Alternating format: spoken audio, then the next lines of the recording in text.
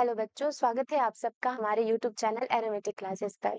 आज का हमारा टॉपिक है human reproduction, basically second chapter है क्लास 12th का। तो इसमें हमारा चैप्टर जो है शुरुआत होता है मेल रिप्रोडक्टिव सिस्टम से। सबसे पहली बात कि इस चैप्टर में हम मेल रिप्रोडक्टिव सिस्टम से शुरुआत करते हैं, फीमेल रिप्रोडक्टिव सिस्टम पढ़ेंगे, गैमेटोजेनेसिस पढ़ेंगे कि किस तरीके से फीमेल की बॉडी में ओवम की फॉर्मेशन होती है, जिसके प्रोसेस को oogenesis कहा जाता है। मेल में स्पर्म की फॉर्मेशन होती है, स्पर्मेटोजेनेसिस होता है। इस तरीके से आगे आपका टॉपिक आएगा मेंस्ट्रुअल साइकिल, जिसमें अलग-अलग फेजेस होंगे, फर्टिलाइजेशन और इस तरीके से बाकी के हम टॉपिक्स कवर करेंगे। शुरुआत करते हैं हम मेल रिप्रोडक्टिव सिस्टम से।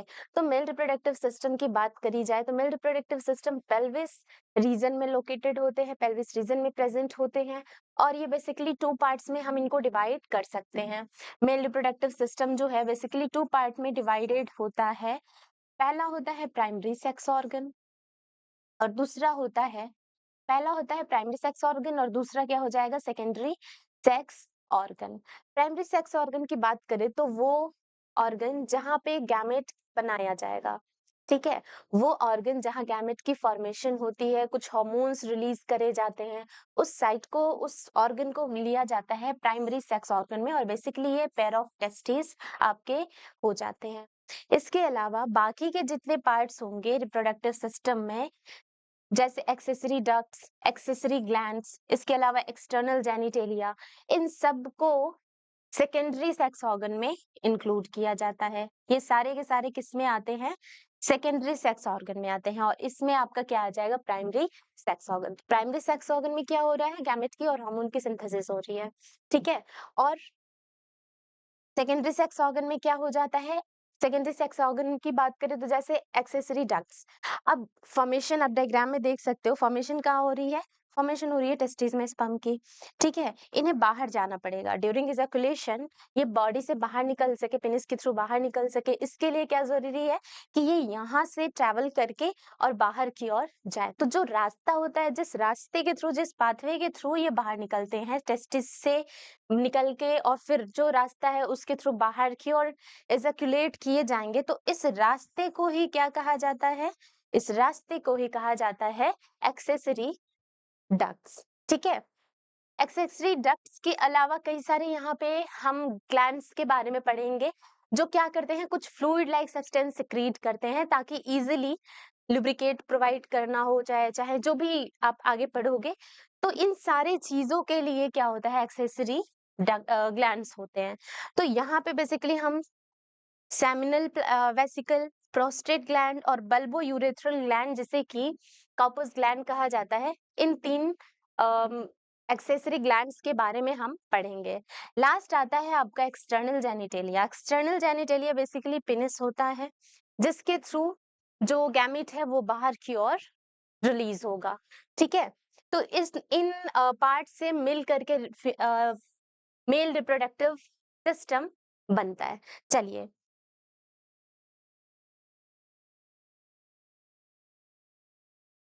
अच्छा, अगर एक बार डायग्राम देखा जाए तो डायग्राम में शुरुआत आप कर सकते हो टेस्टिस से।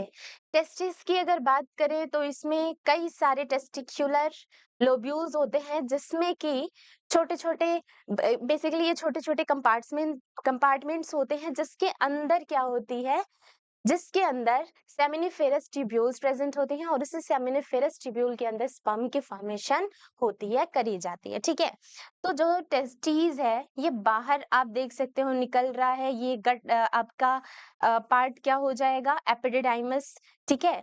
इसके पहले भी आता है रेटिटेस्टिस, आता है रेटिटेस्टिस की मदद से आपका आगे की ओर एक्सटेंड करेगा, फिर आपका आ जाता है वासा एफरेंशिया। फिर आप देखोगे कि ये क्या कर रहा है, एपिडिडाइमिस के थ्रू होते हुए, वास डिफरेंस के थ्रू होते हुए और यूरिनरी ब्लैडर के ऊपर ये लूप लाइक स्ट्रक्चर बनाते हुए और फिर पेनिस में एंटर करता है, जिसे हम यूरेथ्रा कहते हैं, ठीक है। और इस तरीके से ये क्या होते हैं, इस तरीके से ये प्रेजेंट होते हैं। बीच में आपको कई सारे जैसे आप यहाँ देख सकते हो ग्लैंड्स मिलेंगे, ये आपका सेमिनल वेसिकल हो गया,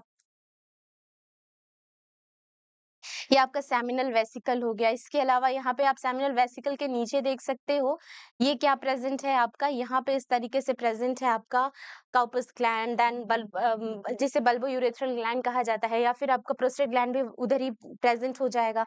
तो ये सारी चीजें आप देख सकते हो। तो ये आपका प्रोस्टेट ग्लैंड हो गया, इसके नीचे काउपस ग्लैंड बहुत छोटा सा स्ट्रक्चर का ये होता है, ये प्रेजेंट होता है, एंड देन ये सारी चीजें आप देख सकते हो।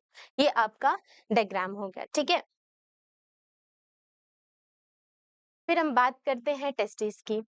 टेस्टिस की अगर बात करी जाए तो सबसे पहले जो एब्डोमिनल कैविटी है, इस एब्डोमिनल कैविटी के आउटसाइड ये एक मेम्ब्रेन में, एक स्क्रोटम नामक मेम्ब्रेन में प्रेजेंट होता है ना। आप यहाँ देख सकते हो, located outside the abdominal cavity. Abdominal cavity से बाहर प्रेजेंट होता है, एक पाउच में प्रेजेंट होता है, जिसे क्या कहा जाएगा, स्क्रोटम कहा जाता है। इसके अलावा हम यहाँ पे एक सोच सकते हैं कि ऐसा क्यों है, क्यों नहीं ये एब्डोमिनल कैविटी में ही प्रेजेंट होता है। देखो, जब एम्ब्रियोनिक डेवलपमेंट हो रही होती है, जब फॉर्मेशन हो रही होती है ऑर्गन्स की, उस दौरान ये एब्डोमिनल कैविटी में ही टेस्टिस बन रहे होते हैं, प्रेजेंट होते हैं एक तरीके से।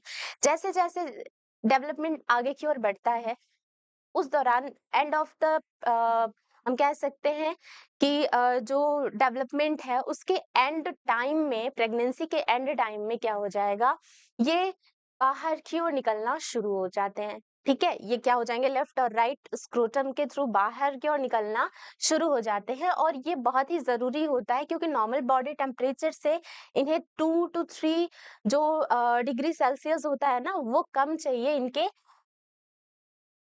स्पर्मेटोजेनेसिस के लिए, स्पर्म बनाने के लिए।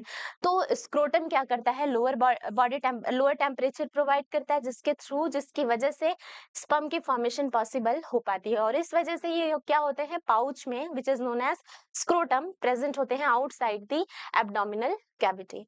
इसके अलावा हर जो testis basically two in number होते हैं, तो दोनों ही टेस्टिस 4 to 5 सेंटीमीटर लेंथ होती है इनकी, और 2 to 3 सेंटीमीटर इनकी क्या होती है, विड्थ होती है। इसके अलावा अभी मैंने बताया था डायग्राम में कि टेस्टिस में छोटे छोटे कंपार्टमेंट लाइक स्ट्रक्चर प्रेजेंट होते हैं। जैसे ये आपका अगर टेस्टिस हो गया, तो यहाँ पे इस तरीके से कई सारे कंपार्टमेंट्स प्रेजेंट होते हैं, और इन्हें ही क्या कहा जाता है, टेस्टिकुलर लोब्यूल कहा जाता है। और अगर देखा जाए तो 250 नंबर ये प्रेजेंट होते हैं। नाम क्या हो जाएगा इनका, टेस्टिकुलर लोब्यूल। इसके अलावा एक एक टेस्टिकुलर लोब्यूल की बात करी जाए, तो इन एक टेस्टिकुलर लोब्यूल के अंदर 1 से लेकर 3 तक seminiferous tubule wire like structure, जो हाईली कॉइल्ड होते हैं, हाईली कॉइल्ड फॉर्म में प्रेजेंट होते हैं, वो प्रेजेंट होते हैं। ठीक है, नाम क्या है उनका, सेमिनिफेरस ट्यूब्यूल। एक भी हो सकते हैं, दो भी हो सकते हैं, तीन भी हो सकते हैं। इसके अलावा सेमिनिफेरस ट्यूब्यूल जो है, वो 2 टाइप ऑफ सेल्स से घिरा हुआ होता है। ठीक है, लाइंड होता है। पहला क्या है, आपका आ जाता है male germ cells. Male germ cells ही क्या करते हैं, आगे चल करके अपनी पहले संख्या बढ़ाएंगे, एंड देन स्पर्म की फॉर्मेशन करते हैं। फिर आपका आता है सर्टोली सेल। सर्टोली सेल्स, और ये जो मेल जर्म सेल्स हैं, ये बेसिकली दो सेल्स हैं जो सेमिनिफेरस ट्यूब्यूल को लाइंड करती हैं। ठीक है, इसके अलावा मेल जर्म सेल्स की अगर बात करी जाए, तो मेयोसिस होगी, और ये क्या करेंगे, स्पर्म बनाएंगे, स्पर्म की फॉर्मेशन करते हैं। ठीक है, और सर्टोली सेल जो है, इन डेवलपिंग स्पर्म्स को क्या करेंगी, न्यूट्रिशन प्रोवाइड करने का काम करती हैं, और इस वजह से इन्हें नर्स सेल भी कहा जाता है। इसके अलावा सेमिनिफेरस ट्यूब्यूल्स के बीच में कुछ और ग्रुप ऑफ सेल्स होती हैं, जिन्हें क्या कहा जाता है, इंटरस्टिशियल सेल्स। यानी interstitial cells basically also known as Leydig cells, ये प्रेजेंट होती हैं in between the 2 or more seminiferous tubules. इसके अलावा अगर हम लेडिक सेल्स की बात करें, तो लेडिक सेल्स क्या करती हैं, कुछ हार्मोन्स बनाएंगी, जैसे कि टेस्टोस्टेरोन, बेसिकली एंड्रोजन बनाती हैं, उसमें आपका क्या आ जाएगा, टेस्टोस्टेरोन बनाएंगे। ठीक है, तो फंक्शन आप देख सकते हो, 3 सेल्स हैं। पहली क्या है, मेल जर्म सेल जिसमें मेयोसिस, सबसे पहले तो ये माइटोसिस करके अपनी संख्या बढ़ाएंगी, अपनी पॉपुलेशन बढ़ाती हैं। फिर एक एक जो जर्म सेल्स हैं इनमें मेयोसिस होता है और स्पर्म बनाया जाता है। तो मेल जर्म सेल का क्या फंक्शन है कि स्पर्म की प्रोडक्शन करें। Sertoli cell also known as nurse cell, इनका क्या काम है कि इन बन रहे स्पर्म सेल्स को क्या करें, न्यूट्रिशन प्रोवाइड करें। और जो लेडिक सेल है या इंटरस्टिशियल सेल है, ये एंड्रोजन हार्मोन को की फॉर्मेशन कर रही है, प्रोड्यूस कर रही है। मेजॉरिटी अगर देखा जाए तो टेस्टोस्टेरोन, ठीक है। और इस तरीके से इनका ये फंक्शन होता है यहाँ पे। अब डायग्राम में आप देख सकते हो ये क्या है आपका,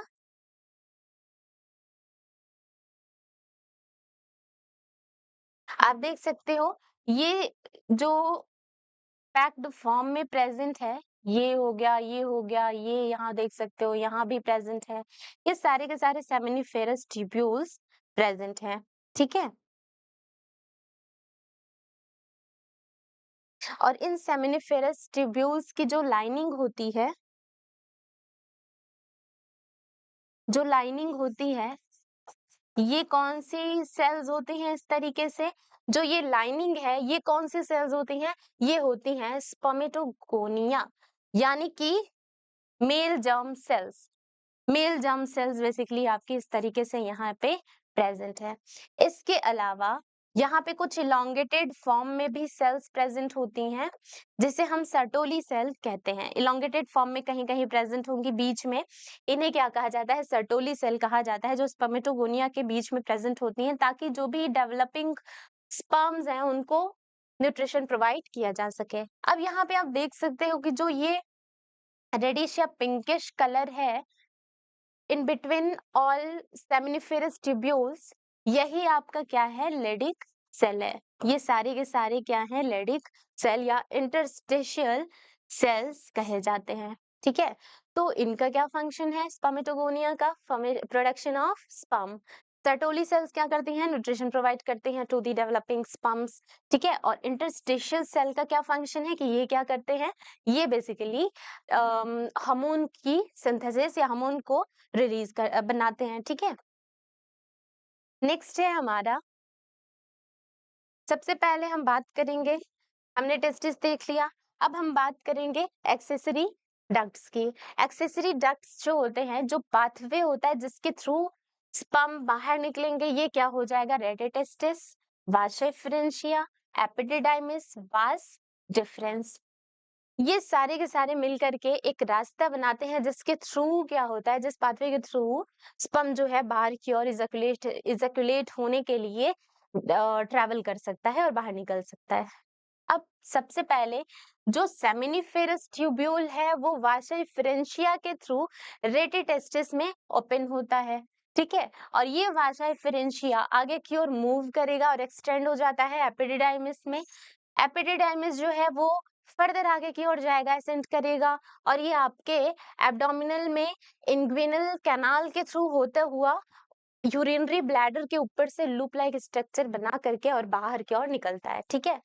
बीच में जो आप इसको डायग्राम में देख सकते हो,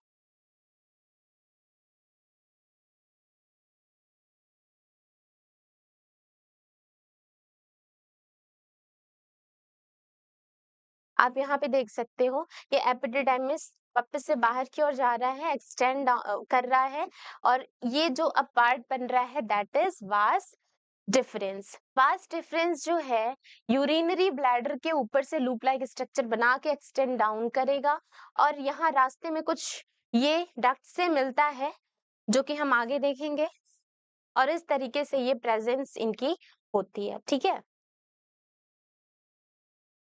तो वास डिफरेंस जो है इस तरीके से लूप ओवर करेगा यूरिनरी ब्लैडर के ऊपर से, और एक डक्ट उसे रास्ते में मिलेगा, ठीक है, सेमिनल वेसिकल से, ठीक है। और ये ओपन हो जाता है यूरेथ्रा में।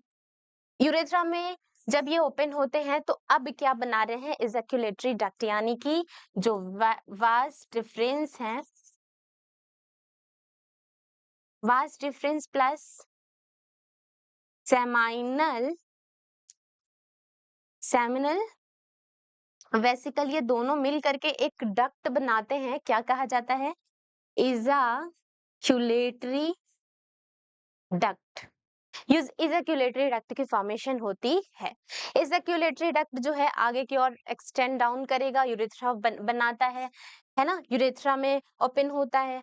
और ये जो यूरेथ्रा है, आप एक तरीके से कह सकते हो कि यूरिनरी ब्लैडर से, ऑब्वियस है ये, यूरिनरी ब्लैडर से क्या हो रहा है, ओरिजिनेट हो रहा है, जो कि एक्सटेंड कर रहा है पेनिस के थ्रू और एक्सटर्नल ओपनिंग में, जिसे हम क्या कहते हैं, यूरेथ्रल मेटस कहा जाता है।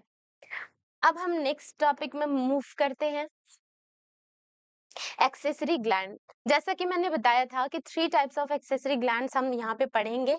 एक है आपका सेमिनल वेसिकल जो पेयर्ड फॉर्म में प्रेजेंट होता है, एक है आपका प्रोस्टेट ग्लैंड जो सिंगल 1 ही नंबर होती है इसकी, और एक होता है बल्बो यूरेथ्रल ग्लैंड। ठीक है, तो ये बेसिकली आपके 2 इन नंबर होते हैं, ये एक होता है और ये भी 2 होते हैं। अब ये जो ग्लैंड्स हैं, जैसे जैसे स्पर्म बाहर की ओर निकलता है, तो ये सारे के सारे ग्लैंड्स कुछ फ्लूइड रिलीज करते हैं जो उस स्पर्म के साथ मिक्स होता जाता है। ठीक है, और इस इन सिक्रेशन को, इस इन सारे के सारे ग्लैंड्स के सिक्रेशन को कलेक्टिवली क्या कहा जाता है? Seminal plasma. सेमाइनल प्लाज्मा में बेसिकली फ्रक्टोज, कैल्शियम और कई सारे एंजाइम्स प्रेजेंट हो सकते हैं। ठीक है, फ्रक्टोज की बात करी जाए तो फ्रक्टोज बेसिकली एनर्जी सोर्स की तरह काम करता है, एनर्जी सोर्स की तरह काम करता है जो एनर्जी प्रोवाइड करेगा। कैल्शियम जो है ये वायबिलिटी को प्लस मोटिलिटी को मेंटेन करते हैं, और कई सारे एंजाइम्स भी यहाँ पे इन सेमिनल प्लाज्मा में प्रेजेंट होते हैं। ठीक है, इसके अलावा जो बल्बो यूरेथ्रल ग्लैंड है, ये कुछ फ्लूइड सिक्रीट कर रहा है जो स्पेशली लुब्रिकेशन प्रोवाइड करता है पेनिस में। ठीक है, इसके अलावा अब हम बात करेंगे एक्सटर्नल जेनिटेलिया। एक्सटर्नल जेनिटेलिया आपका अगर देखा जाए तो पेनिस को कहा जाता है, जो कि कई सारे स्पेशल टाइप ऑफ टिश्यूज से मिलकर के बना हुआ होता है। ठीक है, ये जो टिश्यूज हैं, इनमें कैरेक्टरिस्टिक फीचर्स होती हैं कि ये इरेक्शन करा सकते हैं पेनिस में, ताकि इजीली इंसेमिनेशन की प्रोसेस हो सके। तो जब आप डायग्राम में देखोगे,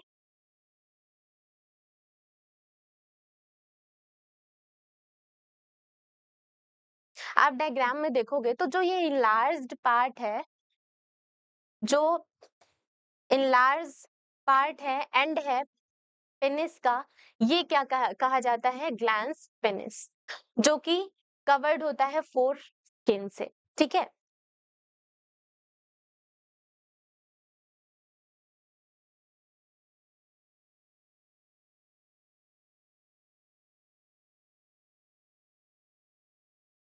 चलिए, तो ग्लैंस पेनिस कवर्ड होता है लूज फोल्ड ऑफ स्किन से, जिसे क्या कहा जाएगा? फोर स्किन कहा जाता है। ठीक है, हम बात करेंगे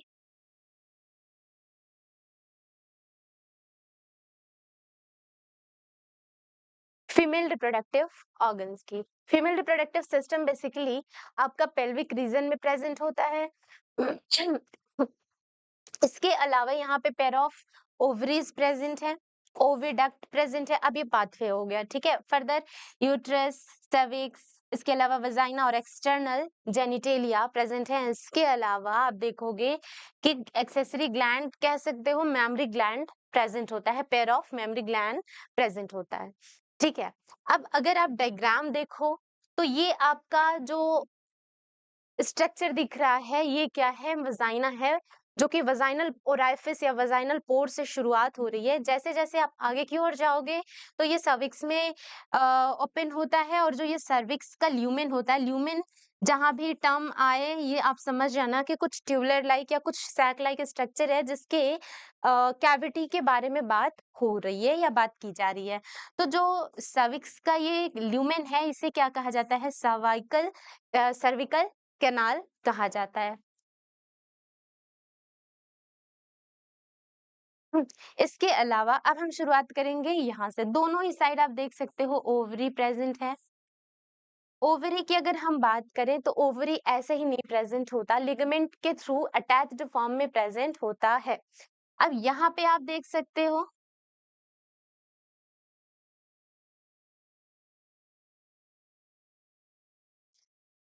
जो ओवरी है यूट्रस से अटैच्ड फॉर्म में प्रेजेंट होता है लिगामेंट से, और इन लिगामेंट को कहा जाता है ओवेरियन लिगामेंट। ओवेरियन लिगामेंट कहा जाता है। और जो पेल्विक वॉल से अटैच्ड फॉर्म में प्रेजेंट होता है, बेसिकली इस तरीके से आप कह सकते हो, ये आपका क्या हो जाएगा, ये आपका ब्रॉयड लिगामेंट होता है। ये आपका क्या है, ब्रॉयड लिगामेंट कहा जाता है। इसके अलावा ओवरी जो है, ओवरी के जस्ट आप देख सकते हो यहाँ पर क्या प्रेजेंट है, फिंगर लेग प्रोजेक्शन प्रेजेंट है।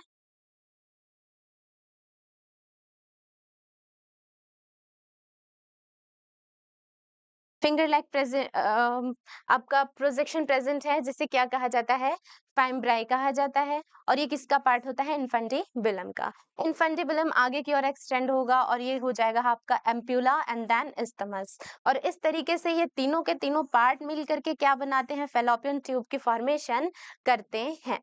तो फेलोपियन ट्यूब जो है आपका 3 पार्ट्स में डिवाइडेड होता है। जो अपर पार्ट है यूट्रस से कनेक्टेड है, ये आपका इस्थमस होता है।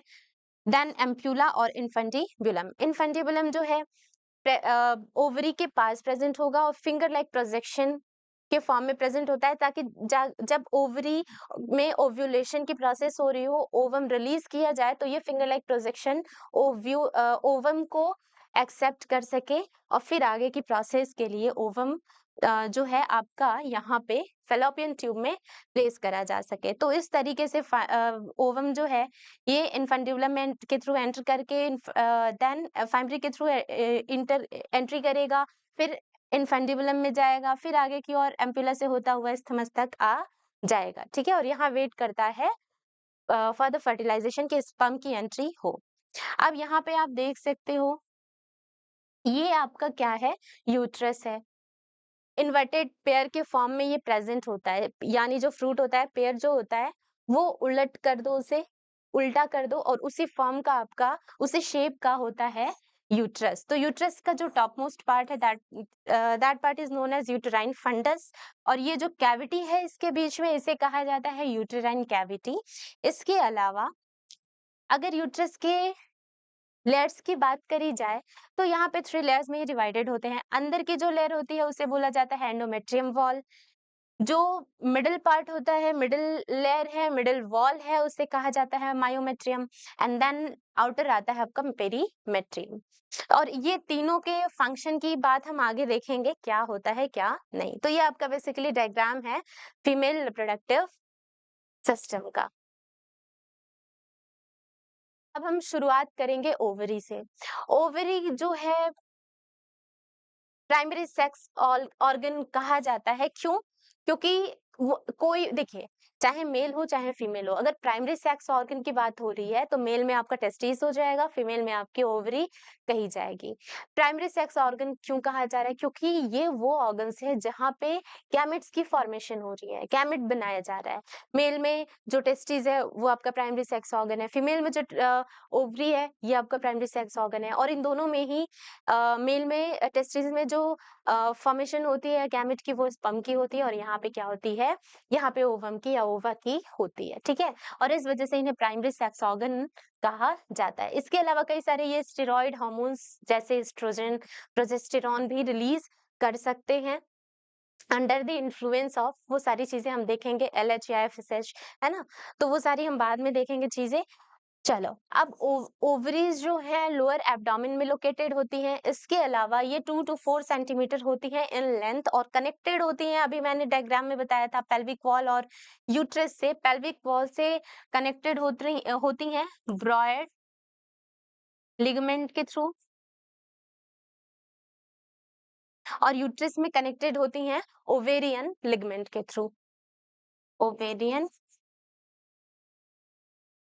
लिगामेंट के थ्रू। चलिए, इसके अलावा ओवरी जो है एक बहुत ही पतले एपिथेलियम की लेयर से कवर्ड होता है। अगर डायग्राम देखा जाए तो ये ओवरी हो जाए, ये आपकी ओवरी हो गई, और एक बहुत ही थिन लेयर प्रेजेंट होती है एपिथेलियम की इस तरीके से, ये कवर्ड फॉर्म में आपकी प्रेजेंट है। ठीक है, इसके अलावा जो अंदर का आप ये हिस्सा देख सकते हो ना, इसे क्या, अंदर की जो कैविटी लाइक स्ट्रक्चर है, इसे क्या कहा जाएगा? इसे कहा जाता है स्ट्रोमा। स्ट्रोमा कहा जाता है। स्ट्रोमा में भी जो मिडल पार्ट है, जिसमें कई सारे ब्लड वेसल्स प्रेजेंट हैं, कई सारे कनेक्टिव टिश्यू प्रेजेंट हैं, तो ये जो मिडिल पार्ट है, ये आपका क्या होता है? मेड्यूला होता है, इनर मेड्यूला होता है। और जो ये पेरिफेरल पार्ट है, जो आपका ये पेरिफेरल पार्ट होगा, ये पार्ट क्या होता है? ये पार्ट होता है पेरिफेरल कॉर्टेक्स। यानी कि स्ट्रोमा, बेसिकली ओवेरियन स्ट्रोमा जो है, उस अंदर के पार्ट को, ओवरी के अंदर के पूरे पार्ट को कहा जा रहा है ना, पूरे कैविटी को कहा जा रहा है। और इस कैविटी में जो बीच में हिस्सा रीजन है प्रेजेंट है, जिसमें ब्लड वेसल्स वगैरह प्रेजेंट है, ये आपका इनर मेड्यूला है। और जो साइड वाइज प्रेजेंट है, यानी ओवरी के किनारे किनारे प्रेजेंट है, उन्हें क्या कहा जाता है? कॉर्टेक्स कहा जाता है, पेरिफेरल कॉर्टेक्स कहा जाता है। ठीक है, और इस तरीके से ये दो जोन में प्रेजेंट होते हैं।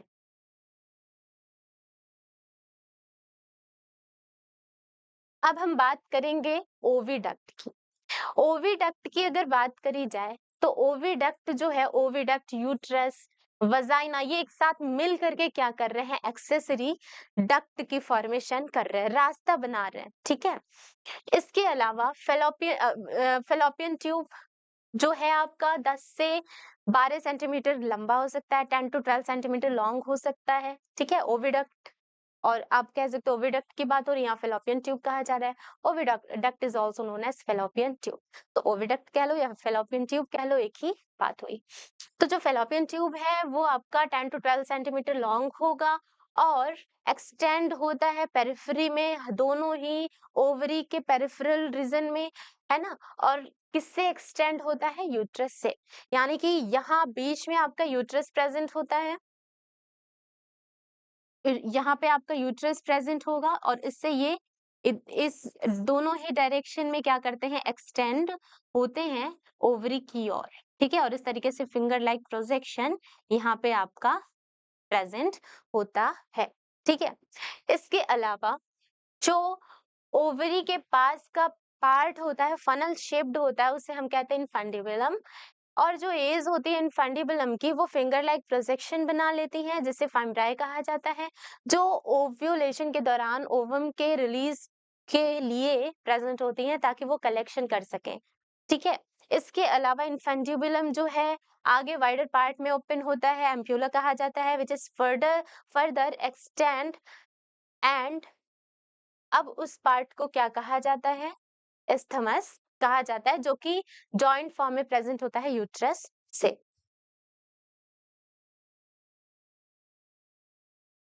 यूट्रस की बात करें तो सिंगल इन नंबर ये प्रेजेंट होगा। इसके अलावा इन्हें वर्म भी कहा जाता है। अच्छा, एक और चीज है, यहाँ मैंने अभी बताया था कि ये जो पेयर होता है, ये इन्वर्टेड फॉर्म में कर दो तो उसी शेप का आपका होता है यूट्रस। इसके अलावा ये लिगामेंट से कनेक्टेड फॉर्म में प्रेजेंट होते हैं, अटैच्ड होते हैं पेल्विक वॉल से, किसकी मदद से? लिगामेंट की मदद से। ठीक है, यूट्रस जो है फर्दर सर्विक्स में ओपन होगा, एक ल्यूमेन, अभी मैंने बात करी थी, ल्यूमेन लाइक स्ट्रक्चर जो है, जिसे हम सर्विकल कैनाल कह रहे हैं, उसके थ्रू वजाइना में ओपन होता है। एंड बेसिकली जो वजाइना है, this is known as birth canal. ठीक है, और इस तरीके से आपका वॉल जो प्रेजेंट होता है यूट्रस में, बेसिकली 3 होते हैं, अभी हमने इसके बारे में भी बात कर लिया है डायग्राम में। 3 लेयर होती हैं, पेरीमेट्रियम, मायोमेट्रियम, एंडोमेट्रियम। पेरीमेट्रियम बहुत पतली सी मेम्ब्रेन होती है, जो सबसे एक्सटर्नल होती है, देन आपकी मिडल पार्ट होती है, थिक होती है, स्मूथ होती है, और ड्यूरिंग पार्चुरेशन या for the delivery of the baby, जो मायोमेट्रियम है, इसी मायोमेट्रियम में क्या होता है, इन्हीं मायोमेट्रियम में बहुत ही विगरस कॉन्ट्रैक्शन ये कराना शुरू कर देती हैं ताकि डिलीवरी बेबी की हो सके। ठीक है, इसके अलावा एंडोमेट्रियम जो है बेसिकली आपका इनर ग्लैंडुलर लेयर होता है, और हर महीने यहाँ पे साइक्लिक चेंजेस होते हैं इस वॉल में, है ना, और मेंस्ट्रुअल साइकिल ऑकर होता है। अगर मायोमेट्रियम की बात करें, वही सारी चीजें हैं कि स्ट्रॉन्ग कॉन्ट्रैक्शन होता है डिलीवरी के लिए।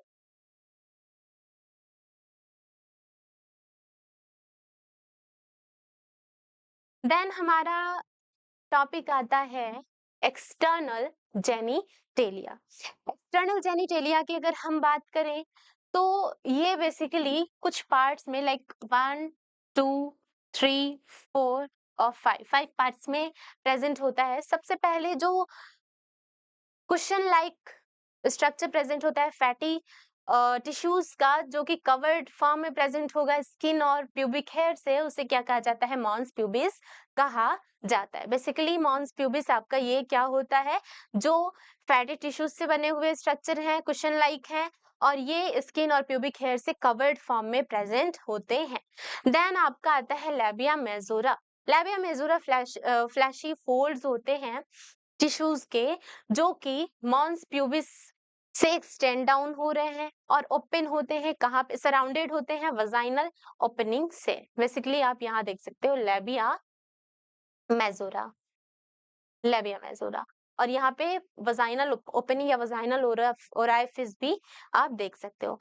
इसके बाद आता है लैबिया मैनोरा। लैबिया मैनोरा भी पेयर्ड फॉर्म में प्रेजेंट होते हैं, टिश्यूज के फोल्ड से बने हुए स्ट्रक्चर है। और इसके अलावा हाइमेन की अगर हम बात करें तो जो वजाइना है, वजाइना पार्शियली कवर्ड होता है, वजाइना पार्शियली कवर्ड होगा एक थिन मेम्ब्रेन से, जिसे क्या कहा जाता है, हाइमेन कहा जाता है। और ये किसी भी फिजिकल एक्टिविटी से जो हाइमेन है, ये रप्चर इसकी हो सकती है, पॉसिबल है। लाइक आप अगर साइकिलिंग कर रहे हो या फिर कोई भी गेम में आप पार्टिसिपेट करते हो, तो उस दौरान जो रेस में पार्टिसिपेट करते हो, तो उस दौरान ये आपकी जो हाइमन है ये रप्चर हो सकती है। इसके अलावा जो क्लिटोरिस है, ये बिल्कुल टाइनी सा फिंगर लाइक स्ट्रक्चर प्रेजेंट होता है ना, कहाँ प्रेजेंट होता है, लैबिया माइनोरा के जंक्शन के ऊपर और यूरेथ्रल ओपनिंग के ऊपर। ठीक है, और इस तरीके से ये आपका एक्सटर्नल जेनिटेलिया फॉर्म हो रहा है। ठीक है,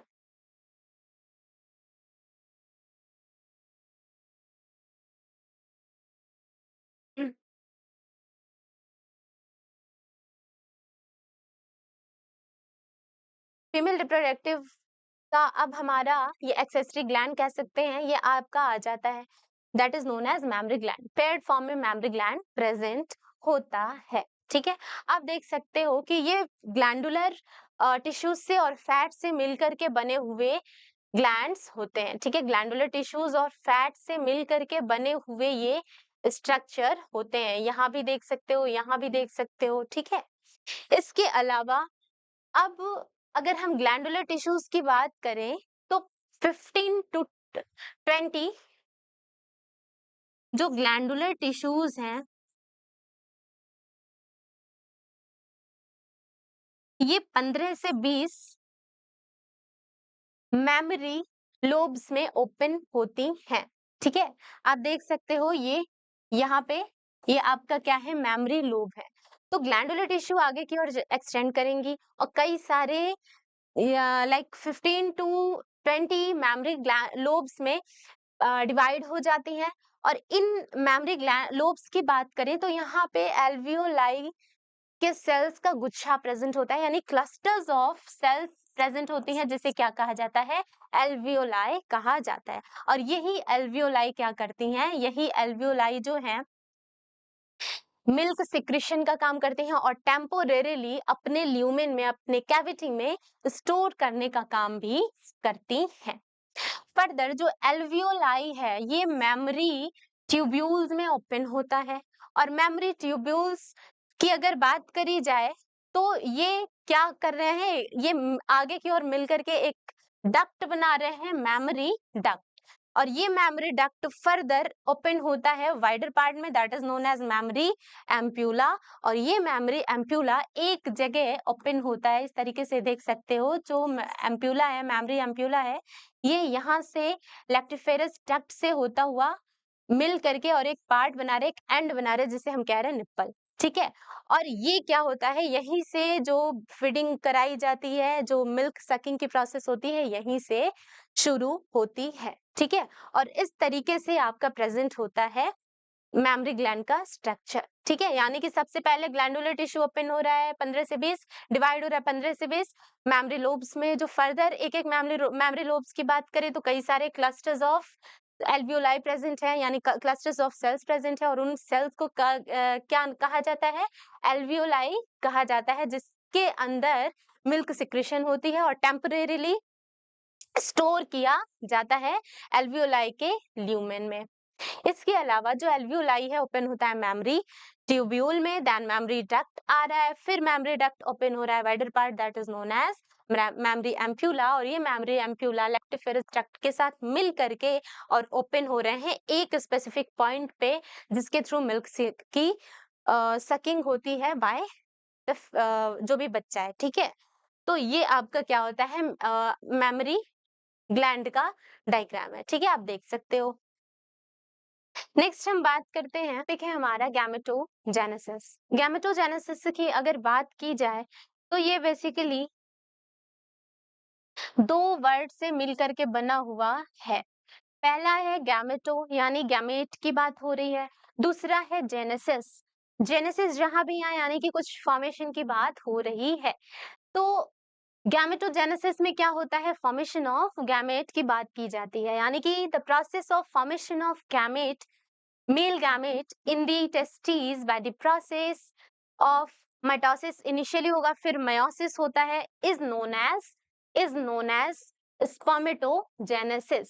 प्रोसेस शुरू कब होता है, इनिशिएट कब होता है, प्यूबर्टी के दौरान। ऐसा क्यों होता है कि प्यूबर्टी के दौरान ही इनिशिएट हो, क्योंकि जो बॉडी होती है एट दैट टाइम, उस मेल की बॉडी में क्या होता है, GnRH basically gonadotropin releasing hormone, एक हाइपोथैलेमिक हार्मोन है। उस हार्मोन की लेवल प्यूबर्टी के टाइम बहुत ज्यादा इंक्रीज हो जाती है, जिसकी वजह से स्पर्मेटोजेनेसिस की प्रोसेस स्टिमुलेट हो जाती है। अब इसको जरा डायग्राम से देखा जाए, होता क्या है कि जो सेमिनिफेरस ट्यूब्यूल, ये बेसिकली आपका क्या है, सेक्शनल व्यू है सेमिनिफेरस ट्यूब्यूल का। तो जब सेमिनिफेरस ट्यूब्यूल की लाइनिंग की बात करी जाए तो यहाँ पे कौन सी लाइनिंग प्रेजेंट होती है, यहाँ पे प्रेजेंट होती है मेल जर्म की लाइनिंग, जिसे क्या कहा जाता है, स्पर्मेटोगोनियम कहा जाता है। ये स्पर्मेटोगोनियम बेसिकली लाइन कर रही हैं इस सेमिनिफेरस ट्यूब्यूल के ऊपर, और इन्हें क्या कहा जाता है, स्पर्मेटोगोनियम या स्पर्मेटोगोनिया कहा जाता है। अब इन्हीं सेल्स के बीच में इलोंगेटेड फॉर्म में भी सेल्स देख सकते हो। इन सेल्स को क्या कहा जाता है, इन सेल्स को कहा जाता है सर्टोली सेल्स या नर्स सेल्स, जो कि डेवलपिंग स्पर्म को न्यूट्रिशन प्रोवाइड करने का काम करती हैं। शुरुआत कैसे होती है स्पर्मेटोजेनेसिस की, सबसे पहले जो स्पर्मेटोगोनियम है, इसमें क्या हो जाएगा, स्पर्मेटोगोनियम में हो जाता है माइटोसिस।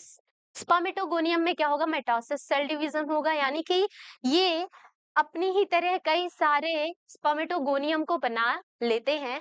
और वापस से जब माइटोसिस सेल डिवीजन कंप्लीट हो जाएगा, माइटोसिस सेल डिवीजन कंप्लीट हो चुका है और ये डिफरेंशिएट हो जा रहे हैं किसमें, एक स्ट्रक्चर में जिसे कहते हैं प्राइमरी स्पर्मेटोसाइट। अब ये प्राइमरी स्पर्मेटोसाइट न्यूट्रिशन लेकर के और इनलार्ज हो जाते हैं और फिर ये फॉर्मेशन करते हैं सेकेंडरी स्पर्मेटोसाइट्स की। यानी कि यहाँ पे कौन सा सेल डिवीजन हुआ था, माइटोसिस सेल डिवीजन हुआ था। यहाँ पे कौन सा सेल डिवीजन होगा, मायोसिस सेल डिवीजन होता है, स्पेशली मायोसिस 1 सेल डिवीजन होता है। और यहाँ पे क्या हो जाएगा, यहाँ पे प्राइमरी स्पर्मेटोसाइट से फॉर्मेशन हो जाती है किसकी, सेकेंडरी स्पर्मेटोसाइट। अगर हम इनके प्लॉइडी की बात करें, अगर प्लॉइडी की बात की जाए तो यहाँ पे जो प्राइमरी स्पर्मेटोसाइट है, इसकी प्लॉइडी क्या हो जाएगी, 2n हो जाएगी प्राइमरी स्पर्मेटोसाइट की। वहीं इनसे बनने वाले जो सेकेंडरी स्पर्मेटोसाइट्स हैं, इनकी प्लॉइडी क्या हो जाती है? इनकी प्लॉइडी हो जाती है हैप्लॉइड या प्लॉइडी हो जाती है इनकी। और यहाँ पे इस तरीके से 2 इक्वल हैप्लॉइड सेकेंडरी स्पर्मेटोसाइट्स की फॉर्मेशन हो जाती है। वापस से इसको जरा नीचे बना लिया जाए।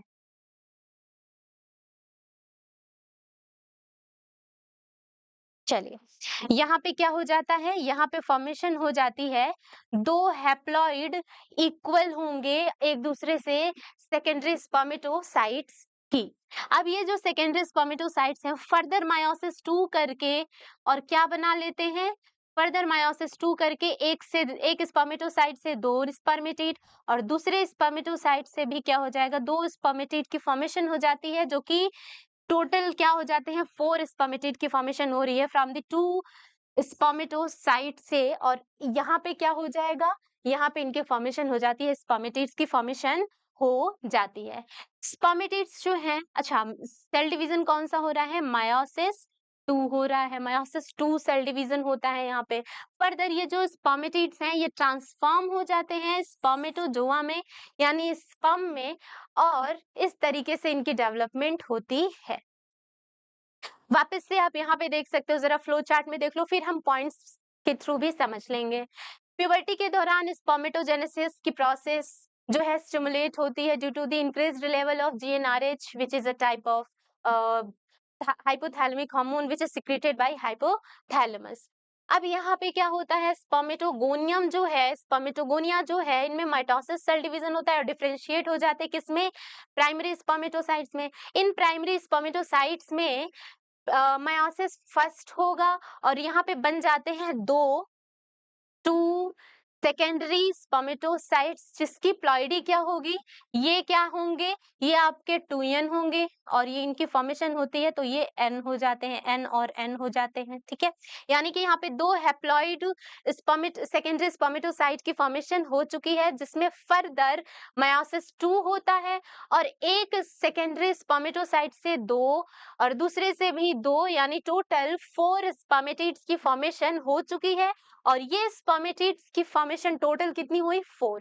4 इन नंबर। अब यहाँ पे क्या हो जाएगा? फर्दर स्पर्मेटिड्स जो हैं वो डिफरेंशिएट हो जाते हैं स्पर्मेटोजोआ में और इस तरीके से इनकी क्या होती है? इस तरीके से इनकी फॉर्मेशन होती है। तो इसको जरा हम यहाँ भी समझ लें। प्यूबर्टी के दौरान ये प्रोसेस शुरू होता है जिसमें कि टेस्टिस में जर्म सेल्स प्रेजेंट है सेमिनिफेरस ट्यूब्यूल में, और वहां से स्पर्म की फॉर्मेशन आपकी क्या हो जाएगी? शुरू हो जाती है। अब यहाँ पे होगा क्या?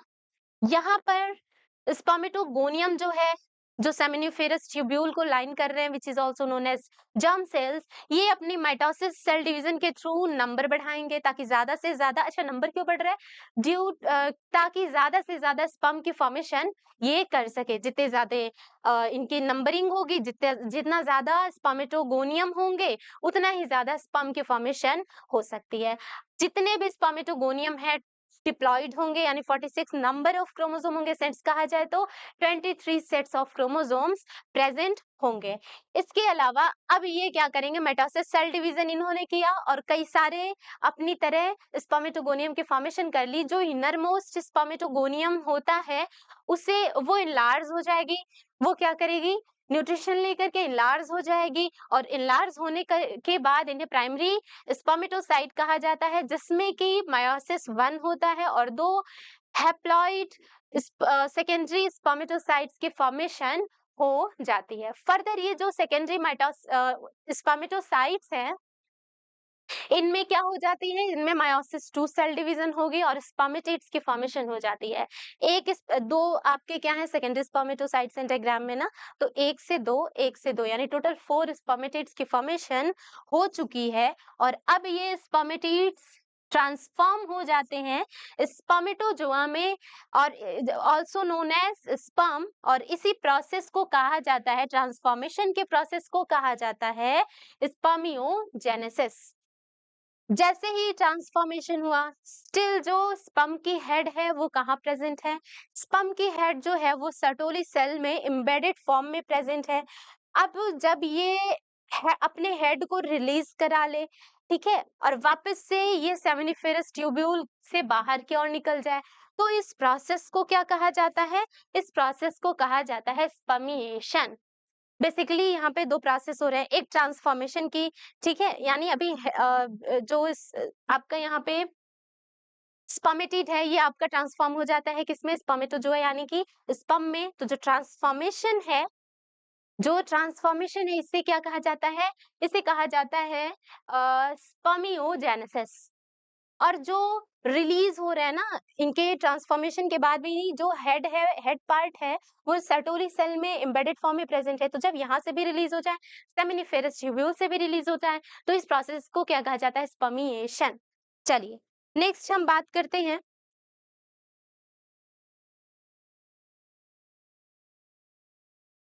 Hormonal control. मैंने बताया था कि प्यूबर्टी के दौरान जीएनआरएच की लेवल बहुत ज्यादा इंक्रीज हो जाती है, जिसकी वजह से क्या होती है? ये प्रोसेस शुरू होती है। अब होगा क्या? गोनाडोट्रोपिन रिलीजिंग हार्मोन जो है आपका, जीएनआरएच जो है, वो किससे सिक्रीट होता है? वो सिक्रीट होता है हाइपोथैलेमस से, और इसी वजह से इसको हाइपोथैलेमिक ग्लैंड भी कहा जाता है। अब ये हाइपोथैलेमस ग्लैंड जो है यानी जीएनआरएच जो है, वो क्या हुआ? सिक्रीट हुआ और स्टिमुलेट करता है एंटीरियर पिट्यूटरी ग्लैंड को, ताकि वो दो गोनाडोट्रोपिन हार्मोन्स को रिलीज करे। एक आपका एलएच हो जाता है, दूसरा आपका एफएसएच हो जाता है। एलएच का full form luteinizing hormone, FSH का full form follicle stimulating hormones. LH जो है वो एक्ट करता है किस पे? एलएच जो है लेडिक सेल पे एक्ट करेगा, ताकि ये क्या कर दे? या आपके एंड्रोजन की फॉर्मेशन करे, है ना। तो एलएच किस पे एक्ट करता है? लेडिक सेल पे, और स्टिमुलेट करता है, सिंथेसिस करवाता है एंड्रोजन की, और ये एंड्रोजन स्पर्मेटोजेनेसिस में हेल्पफुल होते हैं। इसके अलावा एफएसएच एक्ट करता है सर्टोली सेल पे, और सर्टोली सेल भी कई तरीके से इस स्पर्मेटोजेनेसिस प्रोसेस में हेल्पफुल होता है। तो इस तरीके से ये पूरा हार्मोनल कंट्रोल होता है स्पर्मेटोजेनेसिस का, ठीक है। और यहाँ पे एलएचएफ से याद करने का एक तरीका है, एलएच में एल आता है और लेडिक सेल में भी एल आता है, तो एल एक्ट करेगा एल पे, यानी कि एलएच एक्ट करेगा लेडिक सेल्स पे। एफएसएच में ऐसा आता है, सर्टोली सेल में भी ऐसा आ रहा है, यानी कि एफएसएच सर्टोली सेल पे एक्ट करता है। फर्दर हम बात करेंगे स्ट्रक्चर ऑफ स्पर्म की। अगर स्पर्म के स्ट्रक्चर को देखा जाए, तो यहाँ पे कुछ इस तरीके का स्ट्रक्चर आपको देखने को मिलेगा। ये क्या है आपका? इनकी बॉडी बेसिकली 4 पार्ट्स में डिवाइडेड होती है, डिफरेंशिएटेड होती है। पहला क्या होता है? हेड पार्ट होता है। दूसरा क्या होता है? दूसरा हो जाता है नेक। तीसरा पार्ट होता है मिडल पास पीस, मिडल पीस। और लास्ट आपका आ जाता है टेल पार्ट, जिसको हम कहते हैं टेल, ठीक है। तो टोटल हेड, नेक, मिडल पीस और टेल रीजन में इनकी बॉडी डिफरेंशिएटेड होती है। तो यहाँ पे अगर हेड में देखा जाए, तो इलोंगेटेड न्यूक्लियस प्रेजेंट है, और इस न्यूक्लियस के जस्ट अबव यानी टिप पार्ट पे कैप लाइक स्ट्रक्चर प्रेजेंट है, और इसे स्ट्रक्चर को क्या कहा जाता है? एक्रोसोम कहा जाता है, ठीक है। इस एक्रोसोम की बात करें तो इसमें कई सारे एंजाइम्स होते हैं, कई सारे एंजाइम्स होते हैं जो कि फर्टिलाइजेशन में हेल्पफुल होते हैं, फर्टिलाइजेशन में हेल्पफुल होते हैं, ठीक है। ओवम की जब ओवम के साथ इस स्पर्म की फर्टिलाइजेशन होगी, तब ये क्या करेंगे? ये जो है लेयर्स को तोड़ने में मदद करते हैं। जोना पेलोसिडा, देन आगे की और जो भी प्रोसेसेस हो, उसमें ये एंजाइम्स बहुत ही इंपॉर्टेंट रोल प्ले करते हैं। इसके अलावा न्यूक्लियस में क्रोमोसोमल कंटेंट प्रेजेंट है, क्रोमोसोमल मटेरियल प्रेजेंट है। नेक के बाद आपका मिडल पीस आ रहा है। इस मिडल पीस की बात करें तो इसमें माइटोकॉन्ड्रिया प्रेजेंट है, जो कि एनर्जी सोर्स की तरह एक्ट करता है, एनर्जी प्रोवाइड करेगा किसको?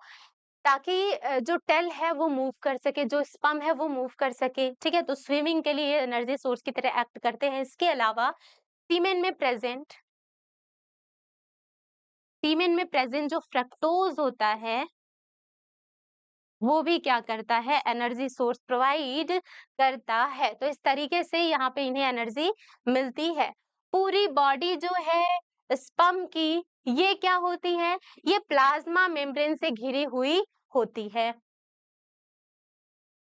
अब हम बात करेंगे oogenesis की। जब ओवम की फॉर्मेशन होती है inside the ovary of the female reproductive organ, इसे क्या कहा जाता है? oogenesis कहा जाता है। तो इस तरीके से गैमेटोजेनेसिस दो पार्ट्स में डिवाइड हो गया, एक आपका स्पर्मेटोजेनेसिस, एक आपका oogenesis।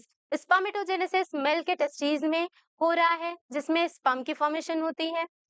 oogenesis फीमेल बॉडी में जो ओवरी है उस ओवरी में हो रहा है और ओवम की फॉर्मेशन यहाँ पे हो जाती है, गैमेट की फॉर्मेशन हो जाती है, ठीक है। तो process of formation of mature female gamete is known as oogenesis, और ये बेसिकली फीटल स्टेज में ही यानी कि 25th वीक, और अगर महीने की बात करें तो 5वें महीने में ये प्रोसेस शुरू हो जाती है। और इस दौरान क्या होता है, जो ओवरी है, इस ओवरी की जो लाइनिंग है, इस ओवरी की जो लाइनिंग है जिसे हम जर्मिनल एपिथेलियम लाइनिंग कहते हैं, इसी से क्या होता है, कई सारे millions of gamete mother cell also known as oogonia, इनकी फॉर्मेशन होती है। कैसे? माइटोटिक सेल डिवीजन से, यानी माइटोसिस करके, और जो जर्मिनल एपिथेलियम है वो millions of gamete mother cell की फॉर्मेशन कर देती है जिससे कि oogonia भी कहा जाता है। एक बार जब बच्चे फीमेल बेबी जो है उसकी डिलीवरी हो जाए, जन्म हो जाता है, बर्थ के बाद ना ही कोई oogonia की फॉर्मेशन होती है और ना ही एडिशन होती है। अब यहाँ पर जो oogonia है उसमें मयोसिस फर्स्ट सेल डिवीजन होता है, और मयोसिस फर्स्ट सेल डिवीजन जो है प्रोफेज तक ही इनिशिएट कर पाया है। वही क्या हो जाती है, इनकी इनकी जो डेवलपमेंट है, इनकी जो प्रोसेस थी वो रुक जाती है, सस्पेंड हो जाती है टेम्पोरेरीली। इसके बाद जो यहाँ इस स्टेज में स्ट्रक्चर बना, इसे क्या कहते हैं? इसे कहा जाता है प्राइमरी oocyte। ठीक है, ये क्या है? प्राइमरी oocyte है, जो हम इस तरीके से बना सकते हैं। अब इस प्राइमरी oocyte पे क्या हो जाता है, कुछ ग्रेनुलोसा की सेल्स जो है वो आकर के सराउंड कर देती हैं इस प्राइमरी oocyte को, इस तरीके से घेर देती हैं। तो ये क्या हो जाता है, जब ये ग्रेनुलोसा की सेल्स, ये हैं, याद रखना, ये क्या है? ग्रेनुलोसा की सेल्स हैं। तो जब ये ग्रैनुलोसा की सेल्स सराउंडेड हो जाएंगी, सराउंड कर देती हैं इस प्राइमरी सेल्स oocyte को, तो इस स्ट्रक्चर को क्या कहा जाता है? इस स्ट्रक्चर को कहा जाता है प्राइमरी फॉलिकल। फर्दर आगे की ओर अगर आप देखो, उससे पहले एक बात, at the stage of puberty, यहाँ पे क्या था, फिटल स्टेज में millions of gamete mother cell की फॉर्मेशन हुई थी, लेकिन जब प्यूबर्टी हिट करती है उस दौरान हर ओवरी में सिर्फ और सिर्फ 60 से लेकर के, यानी 60 से लेकर के 80,000 ऑफ oogonia या प्राइमरी oocyte प्रेजेंट होता है। अब फर्दर आगे की ओर चलते हैं, तो ये जो ग्रेनुलोसा की सेल्स बन जाती हैं, इसके सराउंड, और क्या क्या कहा जाता है इसे? इसे कहा जाता है प्राइमरी फॉलिकल। फर्दर कुछ और सेल्स इसके सराउंडिंग में प्रेजेंट हो जाएंगी, यहाँ पे इस तरीके से और सेल्स बन जाती हैं, और अब इसे कहा जाता है सेकेंडरी फॉलिकल्स। क्या कहा जाएगा? सेकेंडरी फॉलिकल्स कहा जाता है। फर्दर ये सेकेंडरी फॉलिकल्स हैं, टर्शियरी फॉलिकल में बदल जाती हैं, डेवलप हो जाती हैं, और यहाँ पे दो कैरेक्टरिस्टिक फीचर देखने को मिलता है।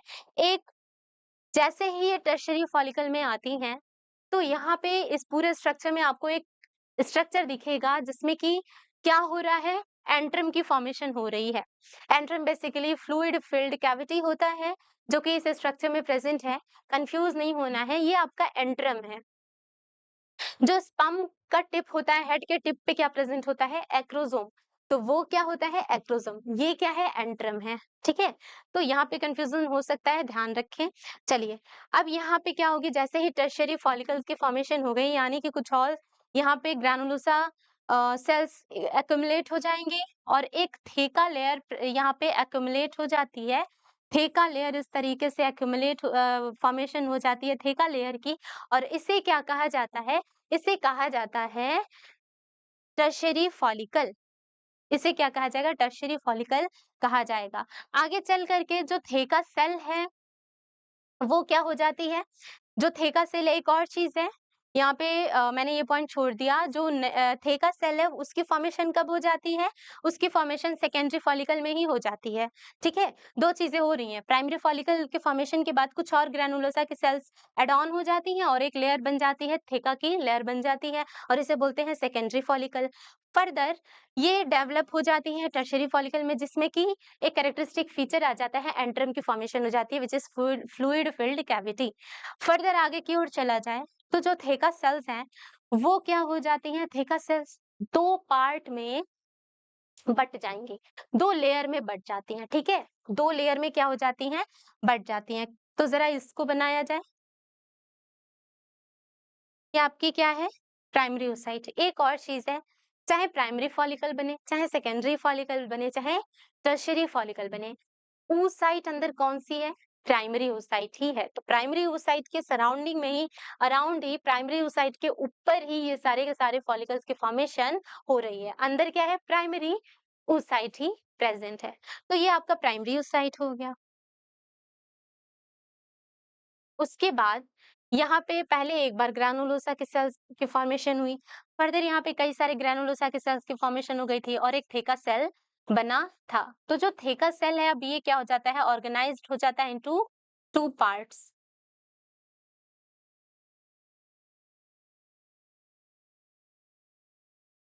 तो पहला पार्ट क्या हो जाएगा?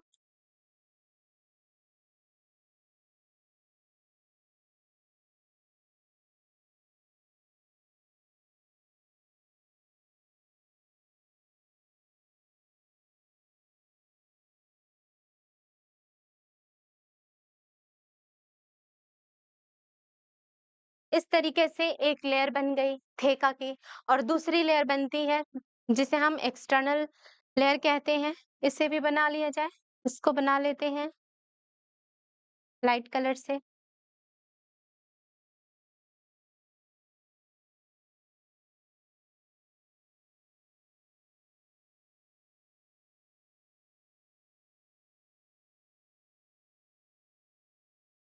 और इस तरीके से जो एक थेका की लेयर है, वो 2 लेयर में ऑर्गेनाइज़ हो जाती है। जो अंदर वाली लेयर है उसे क्या कहा जाता है? अंदर वाली लेयर को कहा जाता है इंटरनल थेका जो है, इसे क्या कहा जाएगा? इंटरना। और जो एक्सटर्नल थेका है, इसे क्या कहा जाता है? External थेका called as externa. Externa कहा जाता है। तो इस तरीके से इंटरना और एक्सटर्ना की फॉर्मेशन यहाँ पर हो चुकी है। अब क्या होगा? अच्छा, अगर इनके फंक्शन की बात करी जाए तो जो एक्सटर्ना है ये क्या करती हैं?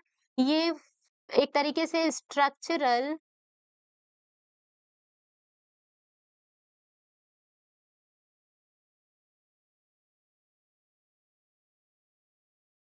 सपोर्ट प्रोवाइड करती हैं, सपोर्ट प्रोवाइड करेंगी प्लस प्रोटेक्शन का काम करती हैं। लेकिन जो इंटरना थेका है, लेयर है, ये इनका कुछ बड़ा ही इम्पोर्टेंट फंक्शन होता है। सबसे पहली बात कि इंटरना कहाँ किसके क्लोज़ प्रॉक्सिमिटी में प्रेज़ेंट है? ग्रैनुलोसा सेल्स के क्लोज़ प्रॉक्सिमिटी में प्रेज़ेंट है, यानी ये अगर ग्रैनुलोसा के सेल्स हैं, तो इसके पास इस तरीके से प्रेज़ेंट है। ठीक है? इस तरीके से देख सकते हो, एक-दूसरे के ये पास प्रेज़ेंट हैं। तो यहाँ पे होता क्या है कि इंटरना जो है, लेयर्स इसकी सेल्स जो हैं, लेयर्स की सेल्स जो हैं, due to the influence of LH, ये क्या रिलीज करती हैं? Androgen hormone. सही सुना आपने, androgen hormone, male hormone release कर देती हैं और इसके वजह से क्या होता है? अब काम आता है ग्रैनुलोसा सेल की। ग्रैनुलोसा सेल जैसे ही एंड्रोजन रिलीज होता है तो ग्रैनुलोसा सेल्स जो होती हैं ये इस पे एक्ट करती हैं, ठीक है? Under the influence of FSH. FSH के इन्फ्लुएंस में जो एंड्रोजन सेल है, इसको ये ग्रैनुलोसा सेल्स जो है ट्रांसफॉर्म कर देंगी एस्ट्रोजन में। एस्ट्रोजन में, ठीक है? क्या हुआ? यहाँ पे जो इंटरना है under the influence of LH, इसने क्या किया? हार्मोन दैट इज एंड्रोजन, इसकी सिंथेसिस कर दी, इसको सिक्रेट कर दिया, रिलीज कर दिया। फर्दर जो ग्रैनुलोसा की सेल्स हैं, ये under the influence of FSH follicular stimulating hormone, इसके इन्फ्लुएंस में आ करके और एंड्रोजन जो है, इस एंड्रोजन को ग्रैनुलोसा सेल्स ट्रांसफॉर्म कर देती हैं किसमें, एस्ट्रोजन में, ठीक है। और इस तरीके से एस्ट्रोजन की फॉर्मेशन हो जाती है। तो आप मेंस्ट्रुअल साइकिल में देखोगे कि इस दौरान क्या होता है, एस्ट्रोजन भी आपका बन रहा होता है, ठीक है। चलिए, इस तरीके से क्या हुआ, इस तरीके से एक्सटर्ना और इंटरना की लेयर ऑर्गेनाइज हो गई।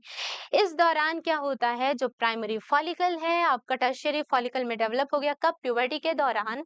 और इसी दौरान क्या होता है, प्राइमरी oocyte में first meiotic cell division restart होगी और कंप्लीट हो जाती है, और फॉर्मेशन हो जाती है किस चीज की, तो फॉर्मेशन हो जाती है टू अनइक्वल हैप्लॉइड सेल्स। पहली cells first tiny polar body, और दूसरी आपकी हो जाती है, एक होती है जो लार्ज हैप्लॉइड सेल है, जिसे हम क्या कहते हैं, सेकेंडरी oocyte कहते हैं, इसकी फॉर्मेशन हो जाती है। और इस तरीके से यहाँ पे प्रोसेस हो रहा है।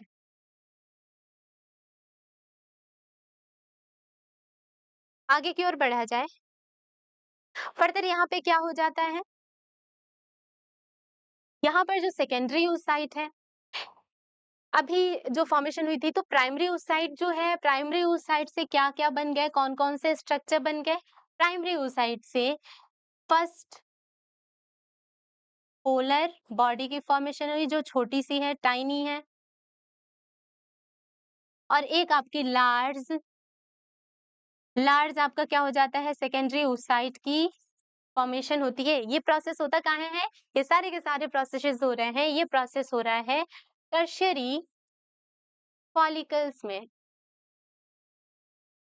टर्शियरी फॉलिकल्स में ये फॉर्मेशन हुई, और क्या बना, ये टाइनी फर्स्ट पोलर बॉडी और लार्ज सेकेंडरी oocyte बन गया। स्मॉल और लार्ज लार्ज क्यों कह रहे हैं, आगे चल करके ये आपका डिजेनरेट हो जाएगा, ठीक है। और मेन हमारा होता है लार्ज सेकेंडरी oocyte।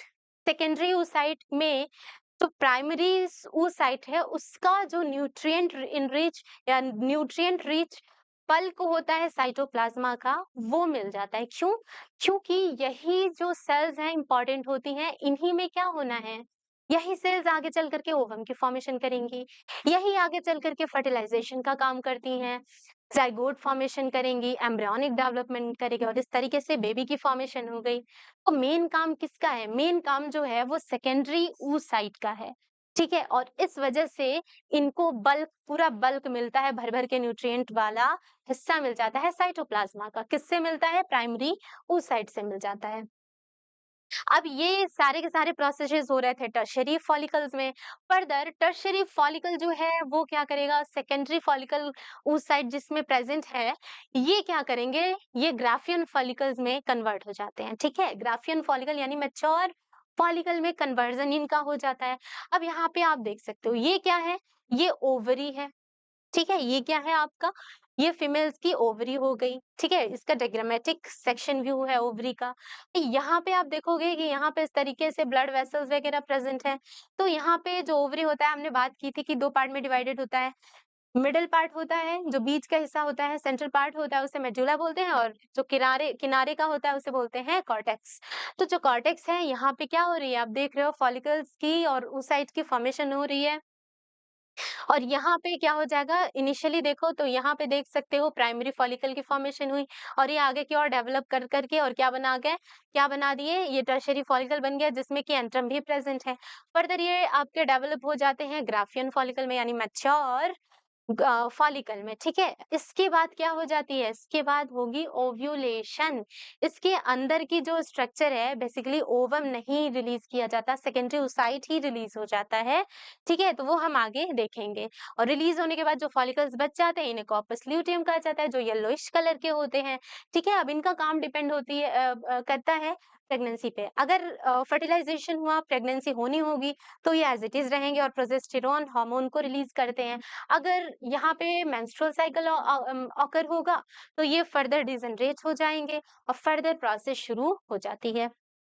चलिए, तो यहाँ पे क्या हो जाएगा, जो सेकेंडरी oocyte है फर्दर एक मेम्ब्रेन से, एक नए मेम्ब्रेन से कवर हो जाती है, जिसे हम कहते हैं ज़ोना पेलोसिटा की लेयर मेम्ब्रेन। ठीक है, आप ओवम जब पढ़ोगे स्ट्रक्चर में तो उसमें आप देखोगे। ये जो सेकेंडरी oocyte है, इसमें सेकेंड मेयोटिक डिवीजन होता है। कहाँ तक होता है? मेटाफेज तक होता है। इसके बाद ये रुक जाते हैं। इनकी जो सेल डिवीजन है मेटाफेज 2 पे सस्पेंड हो जाती है, रुक जाती है टेम्पोरेरीली। आगे की प्रोसेस तभी शुरू होगी जब स्पर्म एंटर करेगा, ठीक है? आगे की प्रोसेस कब शुरू होती है? जब स्पर्म एंटर करता है into inside the ovary. Ovary में एंटर करेगा? नहीं, इनसाइड द वजाइना, ठीक है? तो यहाँ पे क्या हो जाएगा, वजाइना में एंटर करके जब फेलोपियन ट्यूब में जाएगा और इनकी फर्टिलाइजेशन होती है, उस दौरान क्या होता है, उस दौरान आगे की प्रोसेस होती है। यानी कि अभी क्या बना हुआ है, यहाँ पे एक्चुअली ओवम नहीं रिलीज होता, यहाँ पे एक्चुअली क्या होता है रिलीज, सेकेंडरी oocyte रिलीज हो रहा है, ठीक है। और फिर क्या होती है, सेकेंडरी oocyte में मेयोटिक डिवीजन सेकंड जो है शुरू होती है, मेटाफेज 2 तक होकर के रुक जाएगी और फिर क्या हो जाएगा, जब एंट्री होगी स्पर्म की तब आगे की प्रोसेस शुरू होती है। एट दिस स्टेज जो ग्राफियन फॉलिकल है वो रिलीज करता है सेकेंडरी oocyte को, कहाँ से, ओवरी से बाहर, और इस प्रोसेस को क्या कहा जाता है, ओव्यूलेशन कहा जाता है, ठीक है। अब अगर यहाँ पे स्पर्म की एंट्री होती है, सेकेंडरी oocyte क्या करेगा, स्टिमुलेट होगा और आगे की मेटाफेज 2 के बाद की जो सेल डिवीजन है कंप्लीट करेगा और पूरा मेयोसिस 2 सेल डिवीजन कंप्लीट हो जाता है और फॉर्मेशन होती है फर्दर। सोचो, यहाँ पे स्पर्म ये आपका क्या है, सेकेंडरी oocyte है। सेकेंडरी oocyte फेलोपियन ट्यूब में बैठा हुआ है। यहाँ पे इंसेमिनेशन के बाद स्पर्म आया अंदर की ओर, ऐसे आपका यहाँ पे एंट्री करेगा। जैसे एंट्री होती है उस दौरान ये जो oocyte है ना, जिसमें कि मेटा 2 जो प्रोसेस है, मेटाफेज 2 प्रोसेस है, इस स्टेज पे रुका हुआ था, उसके बाद के फंक्शंस कब होते हैं, सेल डिवीजन कब होते हैं, इस स्पर्म के एंट्री के बाद। और ये जब स्पर्म एंट्री करता है तो यहाँ पे सेकेंडरी oocyte क्या होगा, सेकेंडरी oocyte जो है स्टिमुलेट होता है और दो यहाँ पे स्ट्रक्चर बन जाते हैं। क्या क्या? सेकेंड पोलर बॉडी और ओवम। ओवम कब बना, स्पर्म के एंट्री के बाद, ठीक है। तो स्पर्म, क्या हम कह सकते हैं कि ओवम रिलीज किया जा रहा है? बिल्कुल नहीं। क्या रिलीज किया जा रहा है, सेकेंडरी oocyte रिलीज किया जा रहा है। और इस तरीके से यहाँ पे फॉर्मेशन होती है हैप्लॉइड ओवम की और सेकेंड पोलर बॉडी की। और इस तरीके से आप देख सकते हो, अगर फर्टिलाइजेशन हुआ तो कॉर्पस ल्यूटियम डिजेनरेट नहीं होगा, अगर फर्टिलाइजेशन नहीं हुआ यानी मेंस्ट्रुअल साइकिल अकर होगी तो ये क्या होगा, ये हटा दिया जाएगा, डिजेनरेट हो जाएगी, ठीक है। चलिए, और यही बात आपको फ्लो चार्ट में बताई गई है। यहाँ पे हमने सिस्टमैटिक रिप्रेजेंटेशन किया है स्पर्मेटोजेनेसिस का और oogenesis का। तो हमने डायग्राम से देख लिया, हमने पॉइंट से पढ़ लिया, जरा फ्लो चार्ट भी देख लिया जाए। oogonia जो है माइटोसिस सेल डिवीजन करता है कब, फिटल स्टेज में। फिटल लाइफ में माइटोसिस सेल डिवीजन होता है और ये oogoनियम जो है डिफरेंशिएट होकर के प्राइमरी oocyte की फॉर्मेशन कर लेता है, ठीक है। प्राइमरी oocyte जो है इसमें अब फॉलिकल्स की फॉर्मेशन होगी, बट हम अभी नहीं पढ़ेंगे, हम वो चीज पढ़ चुके हैं, ठीक है। तो यहाँ पे फर्स्ट मायोटिक सेल डिवीजन होता है, कब कंप्लीट हो जाता है, ओव्यूलेशन तक कंप्लीट हो जाएगा और यहाँ पे फॉर्मेशन हो जाती है सेकेंडरी oocyte की। और ये सेकेंडरी इसके अलावा यहाँ पे देख सकते हो एक और स्ट्रक्चर बन रहा है। यहाँ पे सेकेंडरी oocyte की फॉर्मेशन हुई और फिर क्या हुआ, एक छोटा सा फर्स्ट टाइनी स्ट्रक्चर का फर्स्ट पोलर बॉडी पे बन रहा है जो आगे चल करके डिजेनरेट हो जाएगा। हालांकि हमें नहीं पता, साइंटिस्ट को भी नहीं पता कि ये डिजेनरेट होता है या इसका कुछ और होता है। आपके एनसीईआरटी में ये लाइन मेंशन्ड है, आप इसको एक बार देखो। क्या लिखा हुआ है कि we are not sure about it this, ठीक है। हम इसके बारे में इतने श्योरिटी से नहीं कह सकते कि डिजेनरेट ही हो जाता है, हमें अभी तक नहीं पता, लेकिन ये मान के चल रहे हैं कि डिजेनरेट हो जा रहा है, ठीक है। और यहाँ पे क्या होता है, ये डिजेनरेट हो गया और सेकेंडरी oocyte की फॉर्मेशन हो गई। फर्दर सेकेंडरी oocyte जो है आगे चल करके अगर फर्टिलाइजेशन होता है, स्पर्म एंट्री करता है, तो यहाँ पे सेकेंड पोलर बॉडी और ओवम की फॉर्मेशन हो जाती है। यानी ओवम की फॉर्मेशन डिपेंड करती है एंट्री ऑफ स्पर्म पे और इस तरीके से oogenesis होता है। अब आता है हमारा बड़ा important topic, menstrual cycle. Menstrual cycle की बात करें तो इसे हम रिप्रोडक्टिव साइकिल भी कहते हैं, जो कि प्रिमेट्स में, फीमेल प्रिमेट्स में क्या होता है, ऑकर होता है। स्पेशली मंकी, एप और वी द ह्यूमन बींग्स, हम में भी क्या होता है, रिप्रोडक्टिव साइकिल ऑकर होता है। ठीक है, जिसे हम क्या कहते हैं, रिप्रोडक्टिव साइकिल और मेंस्ट्रुअल साइकिल। ठीक है, अब ये जो फर्स्ट मेंस्ट्रुएशन है ये शुरू होती है प्यूबर्टी पे। ठीक है, और पहले मेंस्ट्रुअल साइकिल को कहा जाता है मिनाक।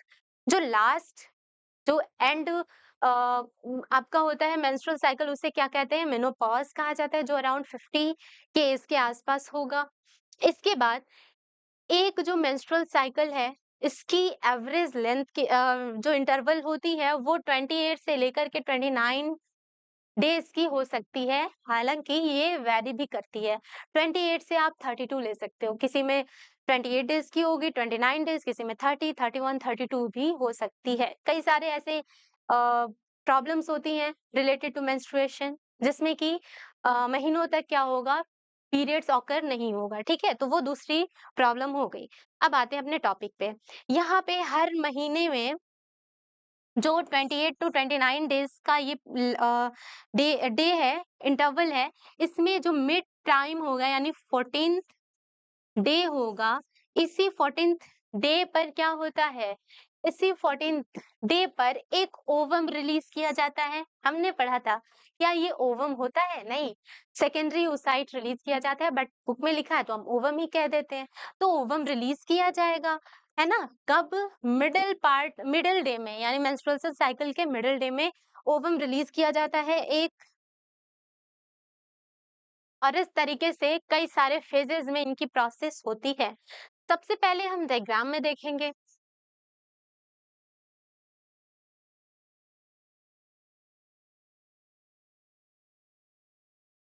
ये रहा आपका डायग्राम। इस डायग्राम में आप ये देख सकते हो, सबसे पहला फेज क्या है,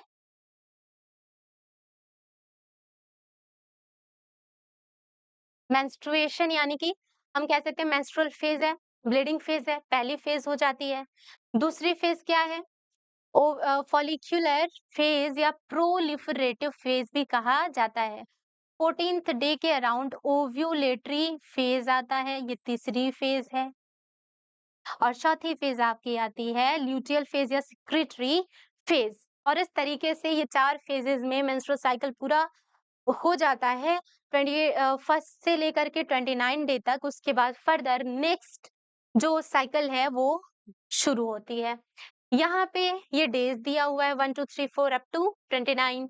ठीक है, ये फेजेस दिए हुए हैं। ठीक है, नीचे फेजेस दिए हुए हैं। यहाँ पे आप देखो तो ये यूटेराइन इवेंट को बता रहा है, यानी ये यूट्रस की जो एंडोमेट्रियम वॉल है, इसमें कैसे इवेंट्स हो रहे हैं इसको बताया जा रहा है। जैसे पहले भी ब्लीडिंग हुई, फिर आगे की प्रोसेसेस बताई जा रही है। यहाँ पे ओवेरियन ओवेरियन हार्मोन की लेवल को बताया जा रहा है, और फर्दर ओवरी में जो इवेंट्स हो रहे हैं उससे बताया जा रहा है। और यहाँ पे पिट्यूटरी हार्मोन के लेवल को बताया जा रहा है, यानी कि एफएसएच और एलएच की बात की जा रही है। ठीक है, तो होता क्या है, अब चलते हैं अपने पॉइंट्स पे। सबसे पहले मेंस्ट्रुअल फेज की हम बात करेंगे। मेंस्ट्रुअल फेज फर्स्ट फेज होता है मेंस्ट्रुअल साइकिल का, और ये बेसिकली 3 to 5 डेज तक रहता है। इसमें होता क्या है, मेंस्ट्रुअल फ्लो होगा। मेंस्ट्रुअल फ्लो क्यों हो रहा है, अगर ओवम रिलीज हुआ और फर्टिलाइजेशन नहीं होगा तो उस दौरान क्या होता है, एंडोमेट्रियम वॉल में प्रेजेंट जो भी लाइनिंग्स होती हैं, यानी कि जो एंडोमेट्रियम लाइनिंग और ब्लड वेसल्स होते हैं, वो क्या होंगे, वहां से ब्रेक डाउन हो जाते हैं, और ब्रेक हो करके म्यूकस और ब्लड के फॉर्म में बाहर की ओर वजाइनल पोर से बाहर की ओर निकलना शुरू हो जाते हैं। और इसी प्रोसेस को क्या कहा जाता है, ब्लीडिंग फेज या मेंस्ट्रुअल फेज कहा जाता है। और मेंस्ट्रुअल साइकिल ऐसे शुरू होती है। अगर फर्टिलाइजेशन हुआ तब क्या हो जाएगा, मेंस्ट्रुअल फेज नहीं आता, मेंस्ट्रुअल साइकिल नहीं ऑकर होता। अगर फर्टिलाइजेशन नहीं हुआ, ओवम लेकिन रिलीज हुआ, तो ये प्रोसेस होती है। Lack of menstruation is the indication of pregnancy. अगर पीरियड्स नहीं ऑकर हो रहे हैं, यानी कि प्रेगनेंसी के चांसेस हो सकते हैं। सेकेंड फेज है हमारा, फॉलिकुलर फेज। सेकंड है हमारा फॉलिकुलर फेज, जिसे कि प्रोलिफरेटिव फेज भी कहा जाता है। इस दौरान क्या होगा, इसमें क्या हो जाएंगे, इसमें फॉलिकुलर फेज जो है, इसमें क्या हो जाएंगे, प्राइमरी फॉलिकल्स जो है उसकी फॉर्मेशन होती है और डेवलपमेंट होती है। बीच में आ जाएंगे आपके secondary, then tertiary and then finally matured form में जो प्रेजेंट ग्राफिन फॉलिकल होता है, इसकी फॉर्मेशन इस हो जाती है, किससे हुई है, किससे शुरू हुई है, प्राइमरी फॉलिकल से। और इस तरीके से वापस इस दौरान रीजेनरेशन होता है, किस चीज का रीजेनरेशन होगा, और प्रोलिफरेशन होता है, यानी फर्दर एंडोमेट्रियम वॉल जो अभी ब्रेक ऑफ हो गई थी ना, और म्यूकस और ब्लड के फॉर्म में ब्लीडिंग होकर के और बाहर निकल गई थी, वापस से इसकी यूट्रस की एंडोमेट्रियम लेयर जो है, वॉल जो है, ये रिजनरेट हो रहा है, इसको रिजनरेट और प्रोलिफरेट किया जा रहा है। और इस दौरान एलएच और एफएसएच की लेवल भी ग्रेजुअली इंक्रीज होनी शुरू हो जाती है। इसके बाद हमने बात की थी कि जब ये फॉलिकल्स बन रहे होते हैं, और जो थेका लेयर थी, ग्रैनुलोसा सेल्स के अराउंड एक लेयर बनी थी थेका लेयर, वो ऑर्गेनाइज हो जाती है एक्सटर्ना और इंटरना में। तो इंटरना क्या करता है, एंड्रोजन रिलीज करता है, और ग्रैनुलोसा सेल्स उसको ट्रांसफॉर्म कर देती है किसमें, एस्ट्रोजन में। और इस दौरान इसलिए एस्ट्रोजन जो है, इसकी लेवल भी इंक्रीज हो जाती है, ठीक है, ड्यू टू सिक्रीशन। ये किसके द्वारा सिक्रीट हो रही है, ग्रोइंग फॉलिकल्स के द्वारा, और इसी वजह से ये क्या होता है, ऐसा होता है। तो ये जो फेज है, ये बेसिकली आपका 5 से लेकर के और 13 डे तक, 5 से और 13वें दिन तक लास्ट करता है, यानी रहता है, कहा जाता है, ठीक है। फिर आता है हमारा ओव्यूलेटरी फेज, जो 14th डे होता है, उस दौरान ओवम रिलीज किया जाएगा, ओवम रिलीज किया गया, और इसी फेज को क्या कहते हैं, ओव्यूलेटरी फेज कहा जाता है, ठीक है। इस दौरान एफएसएच और एलएच की अगर लेवल की बात करें, तो ये पीक लेवल पे होते हैं। ये क्या होंगे, पीक लेवल पर होते हैं, और इन पीक लेवल को क्या कहा जाता है, एलएच सर्ज कहा जाता है, जिसकी वजह से ग्राफिन फॉलिकल रप्चर हो जाएगी, यानी मैच्योर फॉलिकल जो है वो रप्चर हुई, और उसके उसमें प्रेजेंट जो ओवम है, सेकेंडरी ओसाइट है, वो बाहर की ओर रिलीज हो गया, और ओव्यूलेशन इसी प्रोसेस को कहा जाता है।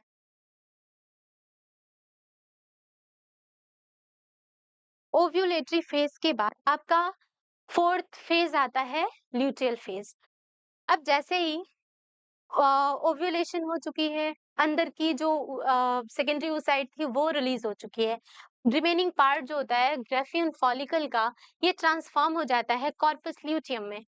और कॉर्पस ल्यूटियम अगर फर्टिलाइजेशन हुआ तो एज इट इज रहेंगे, प्रोजेस्टेरॉन रिलीज करेंगे, और अगर फर्टिलाइजेशन नहीं हुआ तो ये डिजनरेट हो जाते हैं। तो यहाँ पे corpus luteum large amount of progesterone की फॉर्मेशन करना शुरू कर देंगे। प्रोजेस्टेरॉन क्या करता है, मेंटेन करता है एंडोमेट्रियम वॉल को फॉर दी इम्प्लांटेशन, यानी एक तरीके से ये प्रेगनेंसी के लिए क्या हो रहा है, प्रिपरेशन हो रही है, और यहाँ पे थिकनेस इसकी बढ़ेगी, ठीक है, क्यों, ड्यू टू प्रोलिफरेशन। अब आगे चल करके अगर फर्टिलाइजेशन होगा तो कॉर्पस ल्यूटियम फर्दर ग्रो करेगा और हार्मोन रिलीज करेगा। अगर फर्टिलाइजेशन नहीं होता है तो ये डिजनरेट हो जाता है, जिसकी वजह से डिसइंटीग्रेशन की वजह से क्या होता है, किसकी डिसइंटीग्रेशन हो रही है, एंडोमेट्रियम की, और इस वजह से मेंस्ट्रुएशन ऑकर होता है। मेंस्ट्रुअल साइकिल जो है सीज हो जाती है around 50 years of the age, और इसे हम कहते हैं मेनोपॉज। ये आपका डायग्राम हो गया। इसमें देख सकते हो इनिशियली मेंस्ट्रुअल फेज जो है, इस दौरान जो एलएच, एफएसएच, एस्ट्रोजन और प्रोजेस्टेरॉन है, इनकी लेवल बिल्कुल डिक्रीज हो जाती है। एस्ट्रोजन हो, प्रोजेस्टेरॉन हो, एलएच हो या एफएसएच हो, इनकी लेवल बहुत डिक्रीज हो जाती है, क्योंकि ब्रेक ऑफ होना है लेयर, और मेंस्ट्रुअल फ्लो के थ्रू बाहर की ओर निकल जाना है। फर्दर जैसे ही फॉलिकुलर फेज आता है, इस दौरान एलएच और एफएसएच भी रिलीज होने लग जाते हैं, बनने लग जाते हैं, जिसकी वजह से फॉलिकल्स बन रहे हैं, और एलएच, एफएसएच प्लस फॉलिकल्स बन रहे हैं, उनके द्वारा एस्ट्रोजन भी रिलीज किया जा रहा है, तो एस्ट्रोजन की लेवल भी क्या होती है, इंक्रीज होनी शुरू हो जाती है। और जैसे ही ओव्यूलेटरी फेज आता है, इस ओव्यूलेटरी फेज में क्या होता है, एलएच और एफएसएच बिल्कुल पीक लेवल पे प्रेजेंट होते हैं। और यहाँ पे एस्ट्रोजन की लेवल भी आप हाई देख सकते हो। इसके अलावा अब यहाँ पे क्या होगा, ओव्यूलेशन हुआ, ग्राफियन फॉलिकल रप्चर हुआ, ओवम को बाहर रिलीज कर दिया, तो जो रिमेनिंग पार्ट होता है ग्राफियन फॉलिकल का, उसे हम बोलते हैं कॉर्पस ल्यूटियम, जो आगे चल के इसकी रिग्रेशन हो जाती है। ये कब हो रहा है, ल्यूटियल फेज में हो रहा है। और ल्यूटियल फेज में जो प्रोजेस्टेरॉन है, इसकी लेवल इंक्रीज हो जाती है। जो प्रोजेस्टेरॉन है, इसकी लेवल इंक्रीज हो जाती है। और इस तरीके से नेक्स्ट एक कंप्लीट साइकिल होगी और फर्दर दूसरी साइकिल इनिशिएट होनी शुरू हो जाती है। अब आता है फर्टिलाइजेशन एंड इम्प्लांटेशन। अगर कॉप्युलेशन होता है, सीमेन रिलीज किया जाता है into the vagina by the process of insemination. और यहाँ पे क्या हो जाएगा,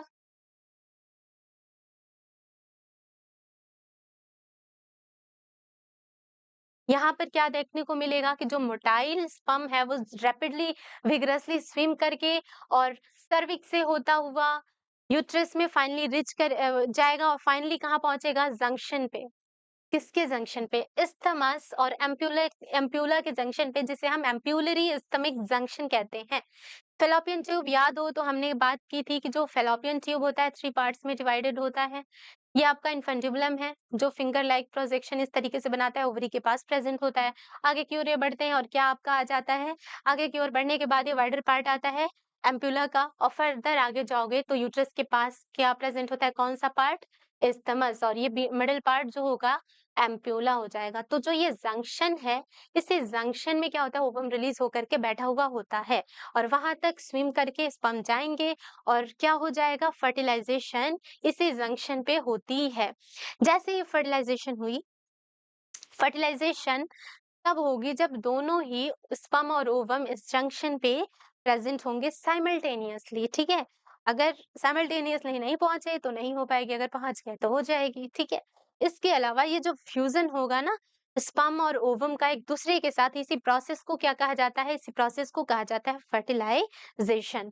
और हमने पढ़ा था एक्रोसोम, स्पर्म में जो एक्रोसोम होता है उसमें कई सारे एंजाइम सिक्रीट किए जाते हैं जो कि फर्टिलाइजेशन में हेल्पफुल होता है, ओवम में पेनिट्रेशन के लिए हेल्पफुल होगा। अब क्या होगा, जैसे ही जो स्पर्म है, जो ना पेलुसिडा के मेम्ब्रेन में, यहाँ पे आप देख सकते हो ये क्या है, आपका ओवम है। यहाँ पे एक स्पेस होती है जिसे हम पेरिविटेलाइन स्पेस कहते हैं। इसी पेरिविटेलाइन स्पेस के सराउंडिंग में ये ग्रीनिश कलर का आपको एक लेयर दिख रहा है जिसे कहते हैं जोना पेलुसिटा, जिसके सराउंडिंग में सेल्स प्रेजेंट होती हैं कोरोना रेडिएटा की। और ये क्या होता है, कंप्लीट आपका स्ट्रक्चर होता है ओवम का। तो जब फर्टिलाइजेशन होने वाला होता है इंसेमिनेशन के बाद, ऐसा नहीं है कि सिर्फ एक ही स्पर्म वहां तक पहुंचेगा, कई सारे स्पर्म पहुंचेंगे और उसमें से कोई एक ही स्पर्म जो सबसे पहले इस जोना पेलोसिडा को टच करेगा, वो क्या होता है, वो ही फर्टिलाइजेशन कर सकता है, ठीक है, फ्यूजन कर सकता है, आगे की प्रोसेस में इन्वॉल्व हो सकता है। तो जैसे ही ये स्पर्म इस लेयर को टच करेगा तो यहाँ पे कई सारे केमिकल और स्ट्रक्चरल चेंजेस हो जाते हैं, जिसकी वजह से बाकी जितने भी स्पर्म्स हैं उनकी एंट्री ब्लॉक हो जाती है और एक ही स्पर्म से फर्टिलाइजेशन होगी, जिसे हम क्या कहते हैं, जिसे कहा जाता है मोनोस्पर्मी, जिसे क्या कहा जाएगा, मोनोस्पर्मी।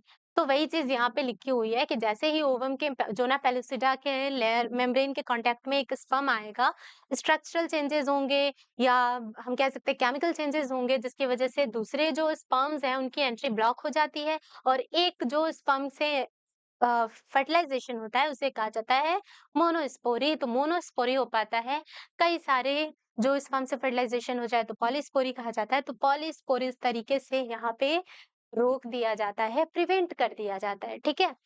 अब यहाँ पे एक ही स्पर्म जो है एक ओवम के साथ फर्टिलाइज होता है। एंट्री जब होती है ओवम में, तो हमने बात की थी oogenesis में कि तब क्या होता है, ओवम के अंदर सेकेंड मेयोटिक सेल डिवीजन जो है वो कंप्लीट होगा और ओवम की फॉर्मेशन हो जाती है। बेसिकली क्या होता है, जो रिलीज किया जाता है एम्प्यूलरी इस्टमिक जंक्शन पे, oocyte होगा कौन सा, सेकेंडरी oocyte। जैसे ही इनमें एंट्री हो जाती है स्पर्म की, ये क्या होता है, स्टिमुलेट होकर के और ओवम और सेकंड पोलर बॉडी की फॉर्मेशन कर देते हैं और इस तरीके से यहाँ पे क्या हो जाएगा, फॉर्मेशन होता है। ऊटेड यानी ओवम की बात हो रही है और इस तरीके से जो हैप्लॉइड न्यूक्लियस है वो स्पर्म के साथ फ्यूज होकर के और डिप्लॉइड ज़ाइगोट की फॉर्मेशन कर देता है, यानी कि ठीक है, ये आपका N+N जब मिलके यहाँ पे एक स्ट्रक्चर बनाएंगे जिसे हम क्या कहते हैं, ज़ाइगोट, और ये होता है 2N। तो अब यहाँ पे क्या होता है, ज़ाइगोट की फॉर्मेशन हो चुकी है। आगे की ओर बढ़ा जाए, ये हमने देख ही लिया और इस तरीके से यहाँ पे फर्टिलाइजेशन होता है। अब यहाँ पे जो ज़ाइगोट है वो कई सारे डिवीजन करेगा माइटोटिकली और यहाँ पे जो सेल कई सारे स्टेजेस भी आते हैं इस डेवलपमेंट के दौरान, एम्ब्रियोनिक डेवलपमेंट के दौरान। तो सबसे पहले फर्टिलाइज्ड ओवम यानी जो जाइगोट है उसमें 2 सेल्ड स्टेज आता है, देन 4 सेल्ड स्टेज आता है, देन 8 सेल्ड स्टेज आता है, फिर मॉड्यूला, ब्लास्टूला एंड देन गैस्ट्रूला की फॉर्मेशन होती है।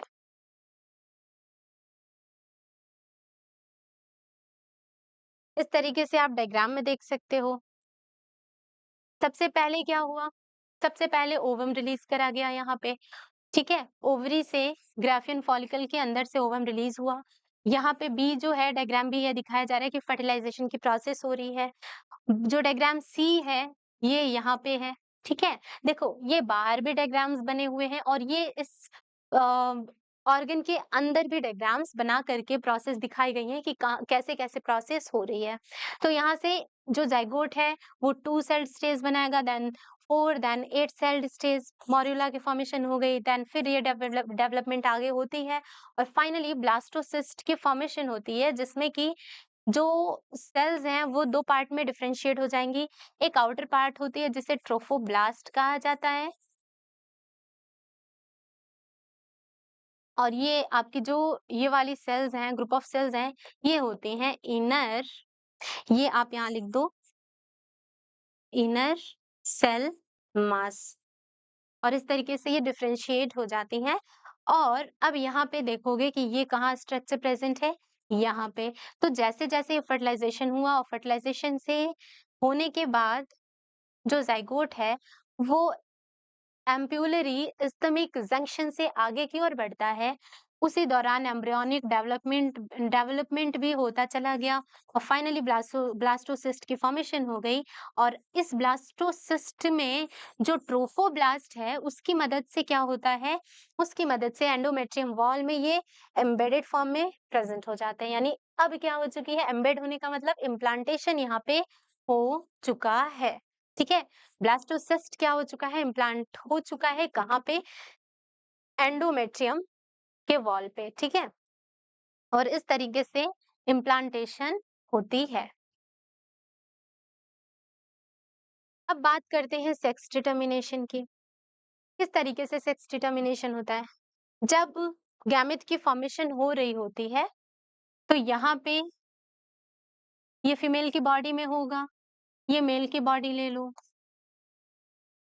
यहाँ पे क्या होगा, हाफ नंबर ऑफ क्रोमोसोम ही आगे की ओर पास आउट हो पाते हैं, यानी सिर्फ यहाँ पे एक्स बनेगा और यहाँ पे अब चूंकि ये 2 तरीके के यहाँ पे क्या है, 2 तरीके के हमें यहाँ पे कंडीशन देखने को मिल रही है, एक आपका एक्स हो जा रहा है यहाँ, ये क्या थी, होमो कंडीशन थी, ये क्या है, हेटेरो है।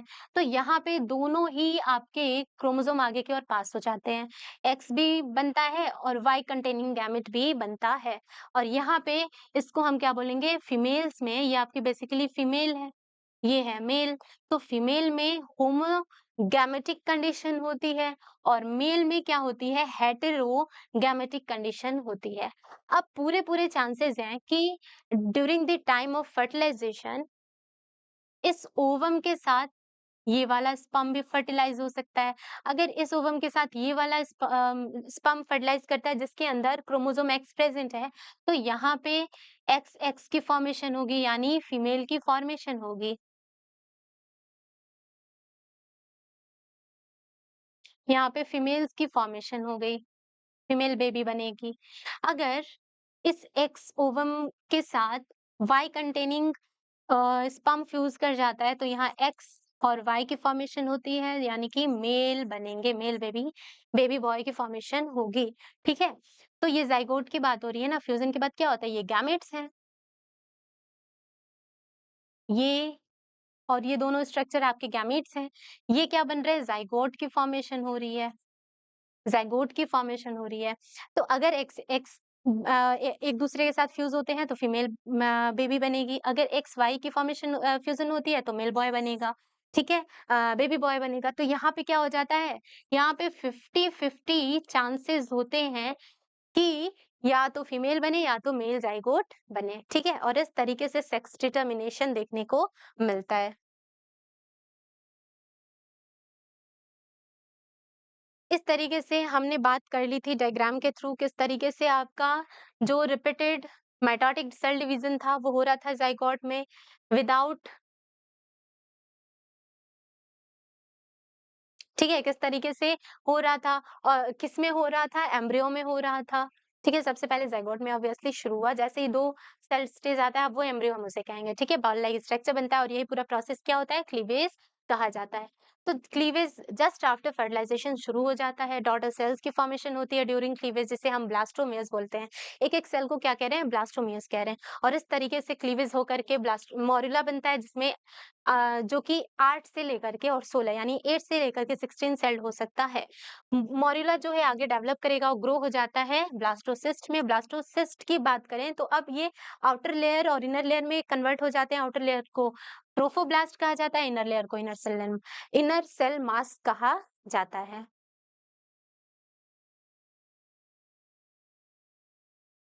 चलिए, इसके बाद अब अगर हम देखें तो ट्रोफोब्लास्ट अटैच हो जाएगा एंडोमेट्रियम वॉल से और यहाँ पे क्या होती है, यहाँ पे दोनों मिल करके प्लेसेंटा की फॉर्मेशन करते हैं। आगे अभी हम देखने वाले हैं। और इनर सेल मास डिफरेंशिएट हो जाती है इनटू द एम्ब्रियो। ठीक है, अटैचमेंट की अगर बात करी जाए तो after attachment the uterine cells divide rapidly and cover the blastocyst.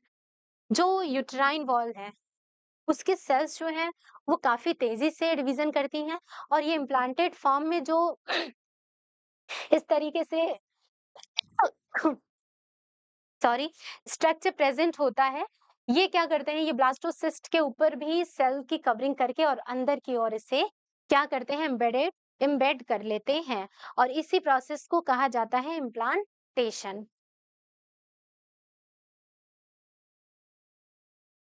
इसी प्रोसेस को इम्प्लांटेशन कहा जाता है। नेक्स्ट हम बात करेंगे प्रेगनेंसी एंड एम्ब्रियोनिक डेवलपमेंट। अब जो प्लांटेशन हो चुका है और जो ट्रोफोब्लास्ट होता है ना, उस ट्रोफोब्लास्ट में फिंगर लाइक प्रोजेक्शन की फॉर्मेशन हो जाती है। ठीक है, जिसे हम क्या कहते हैं, कोरियोनिक विलाई कहते हैं। ये कोरियोनिक विलाई यूटेराइन टिश्यूज से क्या हो जाती हैं, ढक जाती हैं। ठीक है, और मैटरनल ब्लड से ढक जाती हैं। अब यहाँ पे जो यूट्रस है, जो ट्रोफोब्लास्ट है प्लस जो यूट्रस है, ये दोनों मिल करके ट्रोफोब्लास्ट में स्पेशली फिंगर लाइक प्रोजेक्शन यानी कोरियोनिक विलाई, ये दोनों मिल करके और क्या करते हैं, एक टेम्पोरेरी एसोसिएशन करते हैं, एसोसिएशन बनाते हैं। ठीक है, जिसे क्या कहा जाता है, प्लेसेंटा कहा जाता है, जिसमें कि फिटल टिश्यूज यानी कोरियोनिक विलाई और मैटरनल टिश्यूज यानी यूट्राइन एंडोमेट्रियम जो है एक साथ मिल करके और क्या करती हैं, प्लेसेंटा की फॉर्मेशन करती हैं। आप यहाँ पे देख सकते हो इस तरीके से प्लेसेंटा की फॉर्मेशन हो गई। इस प्लेसेंटा से आगे की ओर ये प्लेसेंटा एक्सटेंड करता है और इसे बोलते हैं umbilical कॉर्ड। ठीक है, जिसमें कि कई वेसल्स प्रेजेंट होती हैं, ब्लड वेसल्स प्रेजेंट होती हैं। ठीक है, और इस तरीके से ये एम्ब्रियो से जुड़ा हुआ होता है। बाकी आप ये देख सकते हो plug of mucus in cervix. इसके अलावा यहाँ पे थोड़ा सा अमाउंट प्रेजेंट है यॉर्क सैक का, ये कैविटी हो गई और ये एम्ब्रियो हो गया और ये फीटस होता है with in the uterus. Function of placenta, अगर प्लेसेंटा के फंक्शन की बात करें तो जो एम्ब्रियो होता है वो प्लेसेंटा से umbilical कॉर्ड के थ्रू क्या होता है, umbilical कॉर्ड के थ्रू कनेक्टेड होता है और उसी से क्या होता है, चीजों का, सब्सटेंसेस का एक्सचेंज होता है, यानी कि which transport substances to and from the embryo. और ये क्या हो सकता है, यहाँ पे ऑक्सीजन या न्यूट्रिएंट्स मदर से एम्ब्रियो में पहुंचाया जा सकता है। और जो कार्बन वेस्ट होगा, गैसियस वेस्ट होगा, दैट इज CO2 या अदर वेस्ट प्रोडक्ट्स होंगे, वो एम्ब्रियो से मदर की बॉडी तक ले आना किसका काम है? इसी का काम है। यानी कि एम्ब्रियो से वेस्ट प्रोडक्ट को बाहर निकालना इसका काम है। इसके अलावा ये कई सारे हॉर्मोन्स भी रिलीज कर सकता है, like HCG, human chorionic gonadotropins, HPL यानी ह्यूमन प्लेसेंटल लैक्टोजेन। इसके अलावा और भी कई सारे hormones like oestrogen, progesterone, relaxin hormone, और भी कई सारे थायरोक्सिन हार्मोन्स, और भी बहुत सारे हार्मोन्स यहाँ पे आप ऑक्सीटोसिन हो सकती है, देख सकते हो। ठीक है, तो यहाँ पे क्या होता है, यहाँ पे स्पेशली जो पहली सेल हार्मोन है दैट इज HCG, HPL और रिलैक्सिन हार्मोन, ये तीनों के तीनों कब रिलीज होते हैं, बनाए जाते हैं फीमेल की बॉडी में? सिर्फ और सिर्फ प्रेगनेंसी के दौरान। इसके अलावा आप नहीं देख सकते हो। जब प्रेगनेंसी के दौरान देखो तो ये हार्मोन्स की क्या होती है, सिंथेसिस होती है बॉडी में। स्पेशली जो रिलैक्सिन हार्मोन होता है ये प्रोड्यूस किया जाता है ओवरी में, कब? लेटर स्टेज ऑफ प्रेगनेंसी के दौरान।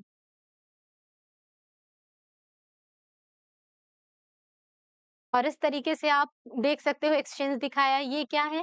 ये आपका, ये स्ट्रक्चर क्या है? एम्ब्रियो है। ठीक है, इसके अलग-अलग लेयर्स की बात हो रही है। कोरियन हो गया, एमनियन हो गया, फिर अंदर एमनियोटिक फ्लूइड है। ये क्या है? ये यूम्बिलिकल कॉर्ड जिसमें कई सारे ब्लड वेसल्स हैं। इसके थ्रू एम्ब्रियोनिक ये ब्लड हो गया, इसके थ्रू क्या है, प्लेसेंटा से कनेक्टेड होता है, और प्लेसेंटा से आगे की ओर मदर बॉडी से कनेक्टेड होता है। और इस तरीके से यहाँ पे एक्सचेंज जो होती है एम्ब्रियो और मदर बॉडी के बीच में, वो पॉसिबल हो पाती है। अब बात करेंगे एम्ब्रियोनिक डेवलपमेंट। एम्ब्रियोनिक डेवलपमेंट की अगर बात करी जाए तो जैसे ही इम्प्लांटेशन हो जाता है, इनर सेल मास जो है ब्लास्टोसिस्ट का वो डिफरेंशिएट होने लग जाता है कुछ लेयर्स में, ट्रिप्लोब्लास्टिक लेयर्स में।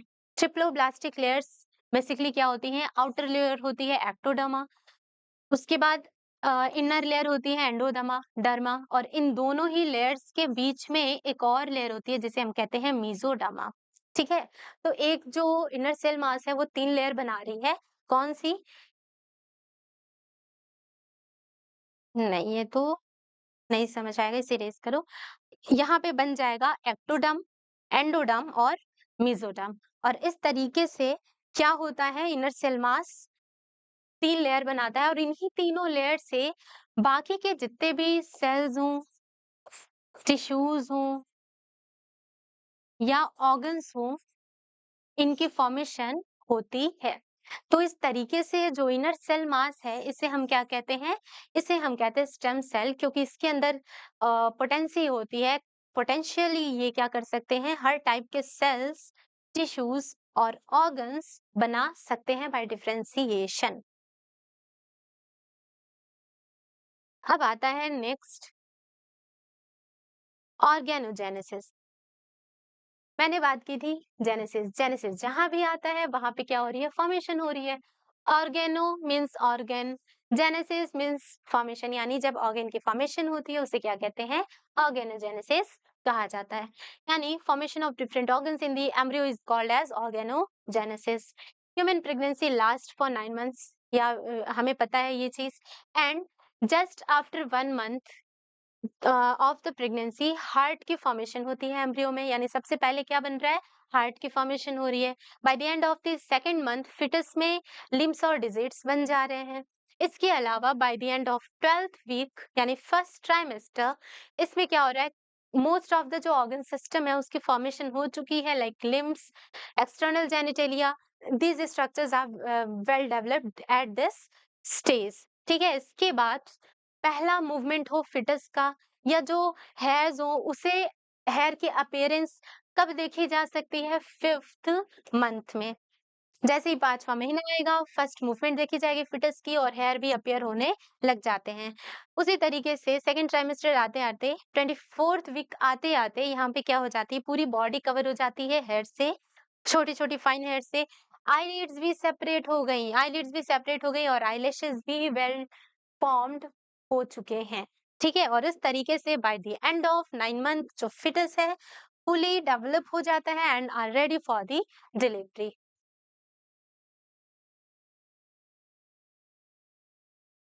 इस तरीके से आप डायग्राम देख सकते हो। ठीक है। एक और चीज यहाँ पे देख लो, जो कोरियोनिक विलाई है और एंडोमेट्रियम वॉल है, ये दोनों मिल करके क्या कर रहे हैं, प्लेसेंटा की फॉर्मेशन कर रहे हैं। और इस प्लेसेंटा से ये स्ट्रक्चर जो है, इस स्ट्रक्चर के थ्रू एम्ब्रियो क्या है, कनेक्टेड होता है मदर बॉडी से। और क्या कहा जाता है, इसे umbilical कॉर्ड कहा जाता है। और इस एम्ब्रियो के सराउंडिंग में क्या प्रेजेंट है, amniotic फ्लूइड प्रेजेंट है। और इस लेयर को क्या कहा जाता है, एमनियो कोरियोनिक मेम्ब्रेन। ठीक है, एमनियोकोरियोनिक मेम्ब्रेन कहा जाता है। ठीक है। इसके अलावा अब हम बात करेंगे पार्चुरेशन एंड लैक्टेशन की। पार्चुरेशन क्या होता है, जब बेबी फीटस है फुली मैच्योर हो चुका है, उसकी डिलीवरी होनी है, तो जो डिलीवरी की प्रोसेस होती है वो क्या होती है, उसे ही कहते हैं पार्चुरेशन, यानी कि इजेक्शन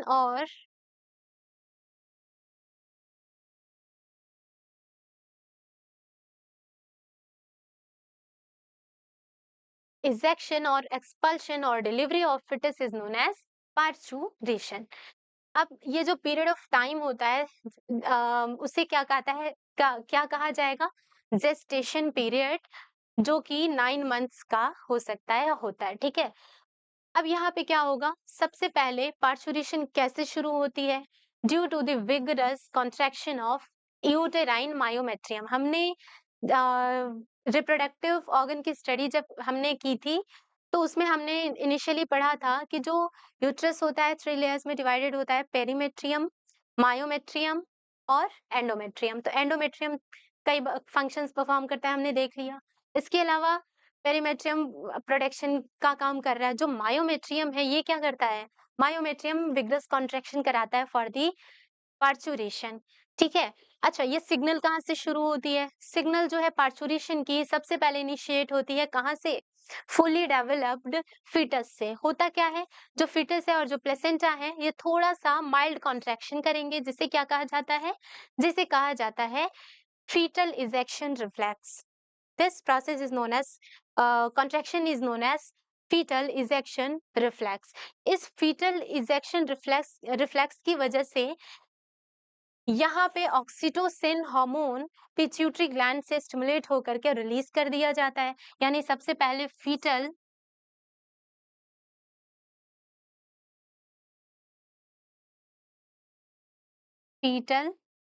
इजेक्शन रिफ्लेक्स हुआ। और इस फीटल इजेक्शन रिफ्लेक्स की वजह से पिट्यूटरी ग्लैंड जो है वो क्या होता है, एक्टिव हुआ, स्टिमुलेट हुआ और रिलीज कर दिया गया ऑक्सीटोसिन।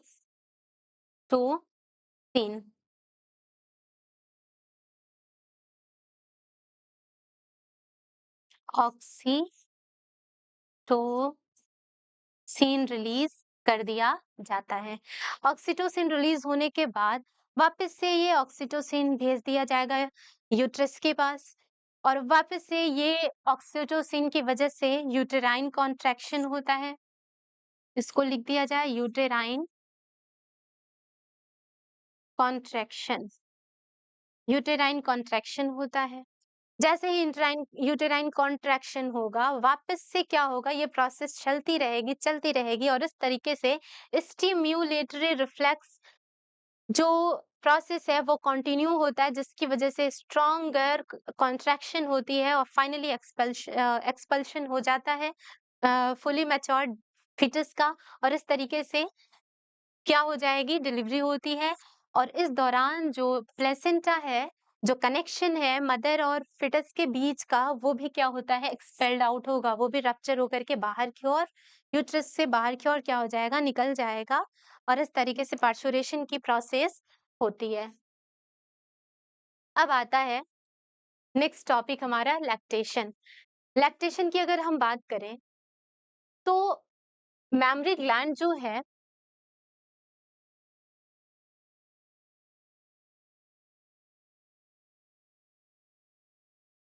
फीमेल्स में ड्यूरिंग प्रेगनेंसी जो मेमोरी ग्लैंड है वो काफी डिफरेंशिएट होने लग जाता है, एंड जैसे ही प्रेगनेंसी खत्म हो गई, अब क्या होगा, मेमोरी ग्लैंड जो है ये मिल्क प्रोडक्शन की प्रोसेस शुरू कर देता है। तो जो ये प्रोसेस होता है मिल्क प्रोडक्शन की in the mammary gland in the mother body is known as lactation, यानी इसी मिल्क सिक्रेशन के प्रोसेस को क्या कहा जा रहा है, लैक्टेशन कहा जाता है। तो जो इनिशियल डेज में लैक्टेशन जैसे शुरू हुआ और शुरुआती दौर में जो मिल्क प्रोडक्शन हो रहा है उसको क्या कहा जाता है, कोलेस्ट्रॉम कहा जाता है। क्या कहा जाएगा, कोलेस्ट्रॉम कहा जाता है। और ये जो कोलेस्ट्रॉम है, डॉक्टर बहुत ही फोर्सफुली एडवाइस करते हैं कि इनिशियल जो मिल्क होता है आप फीडिंग कराओ बेबी को। ये क्या होता है, येलोइश थिक मिल्क होता है जिसमें कि कई सारे एंटीबॉडीज प्रेजेंट होती हैं, कई सारी एंटीबॉडीज प्रेजेंट होती हैं जो कि न्यूबॉर्न बेबी को इम्यूनिटी प्रोवाइड करेंगे। स्पेशली IgA जो एंटीबॉडी है ये प्रेजेंट होता है जो इम्यूनाइज करता है जो बच्चा है, न्यूबॉर्न बेबी है उसके बॉडी को। और इस तरीके से ये क्या होता है, हमारा लैक्टेशन होता है। तो इस तरीके से हमारा ये चैप्टर कंप्लीट हो चुका है। मिलते हैं नेक्स्ट वीडियो में। Thank you.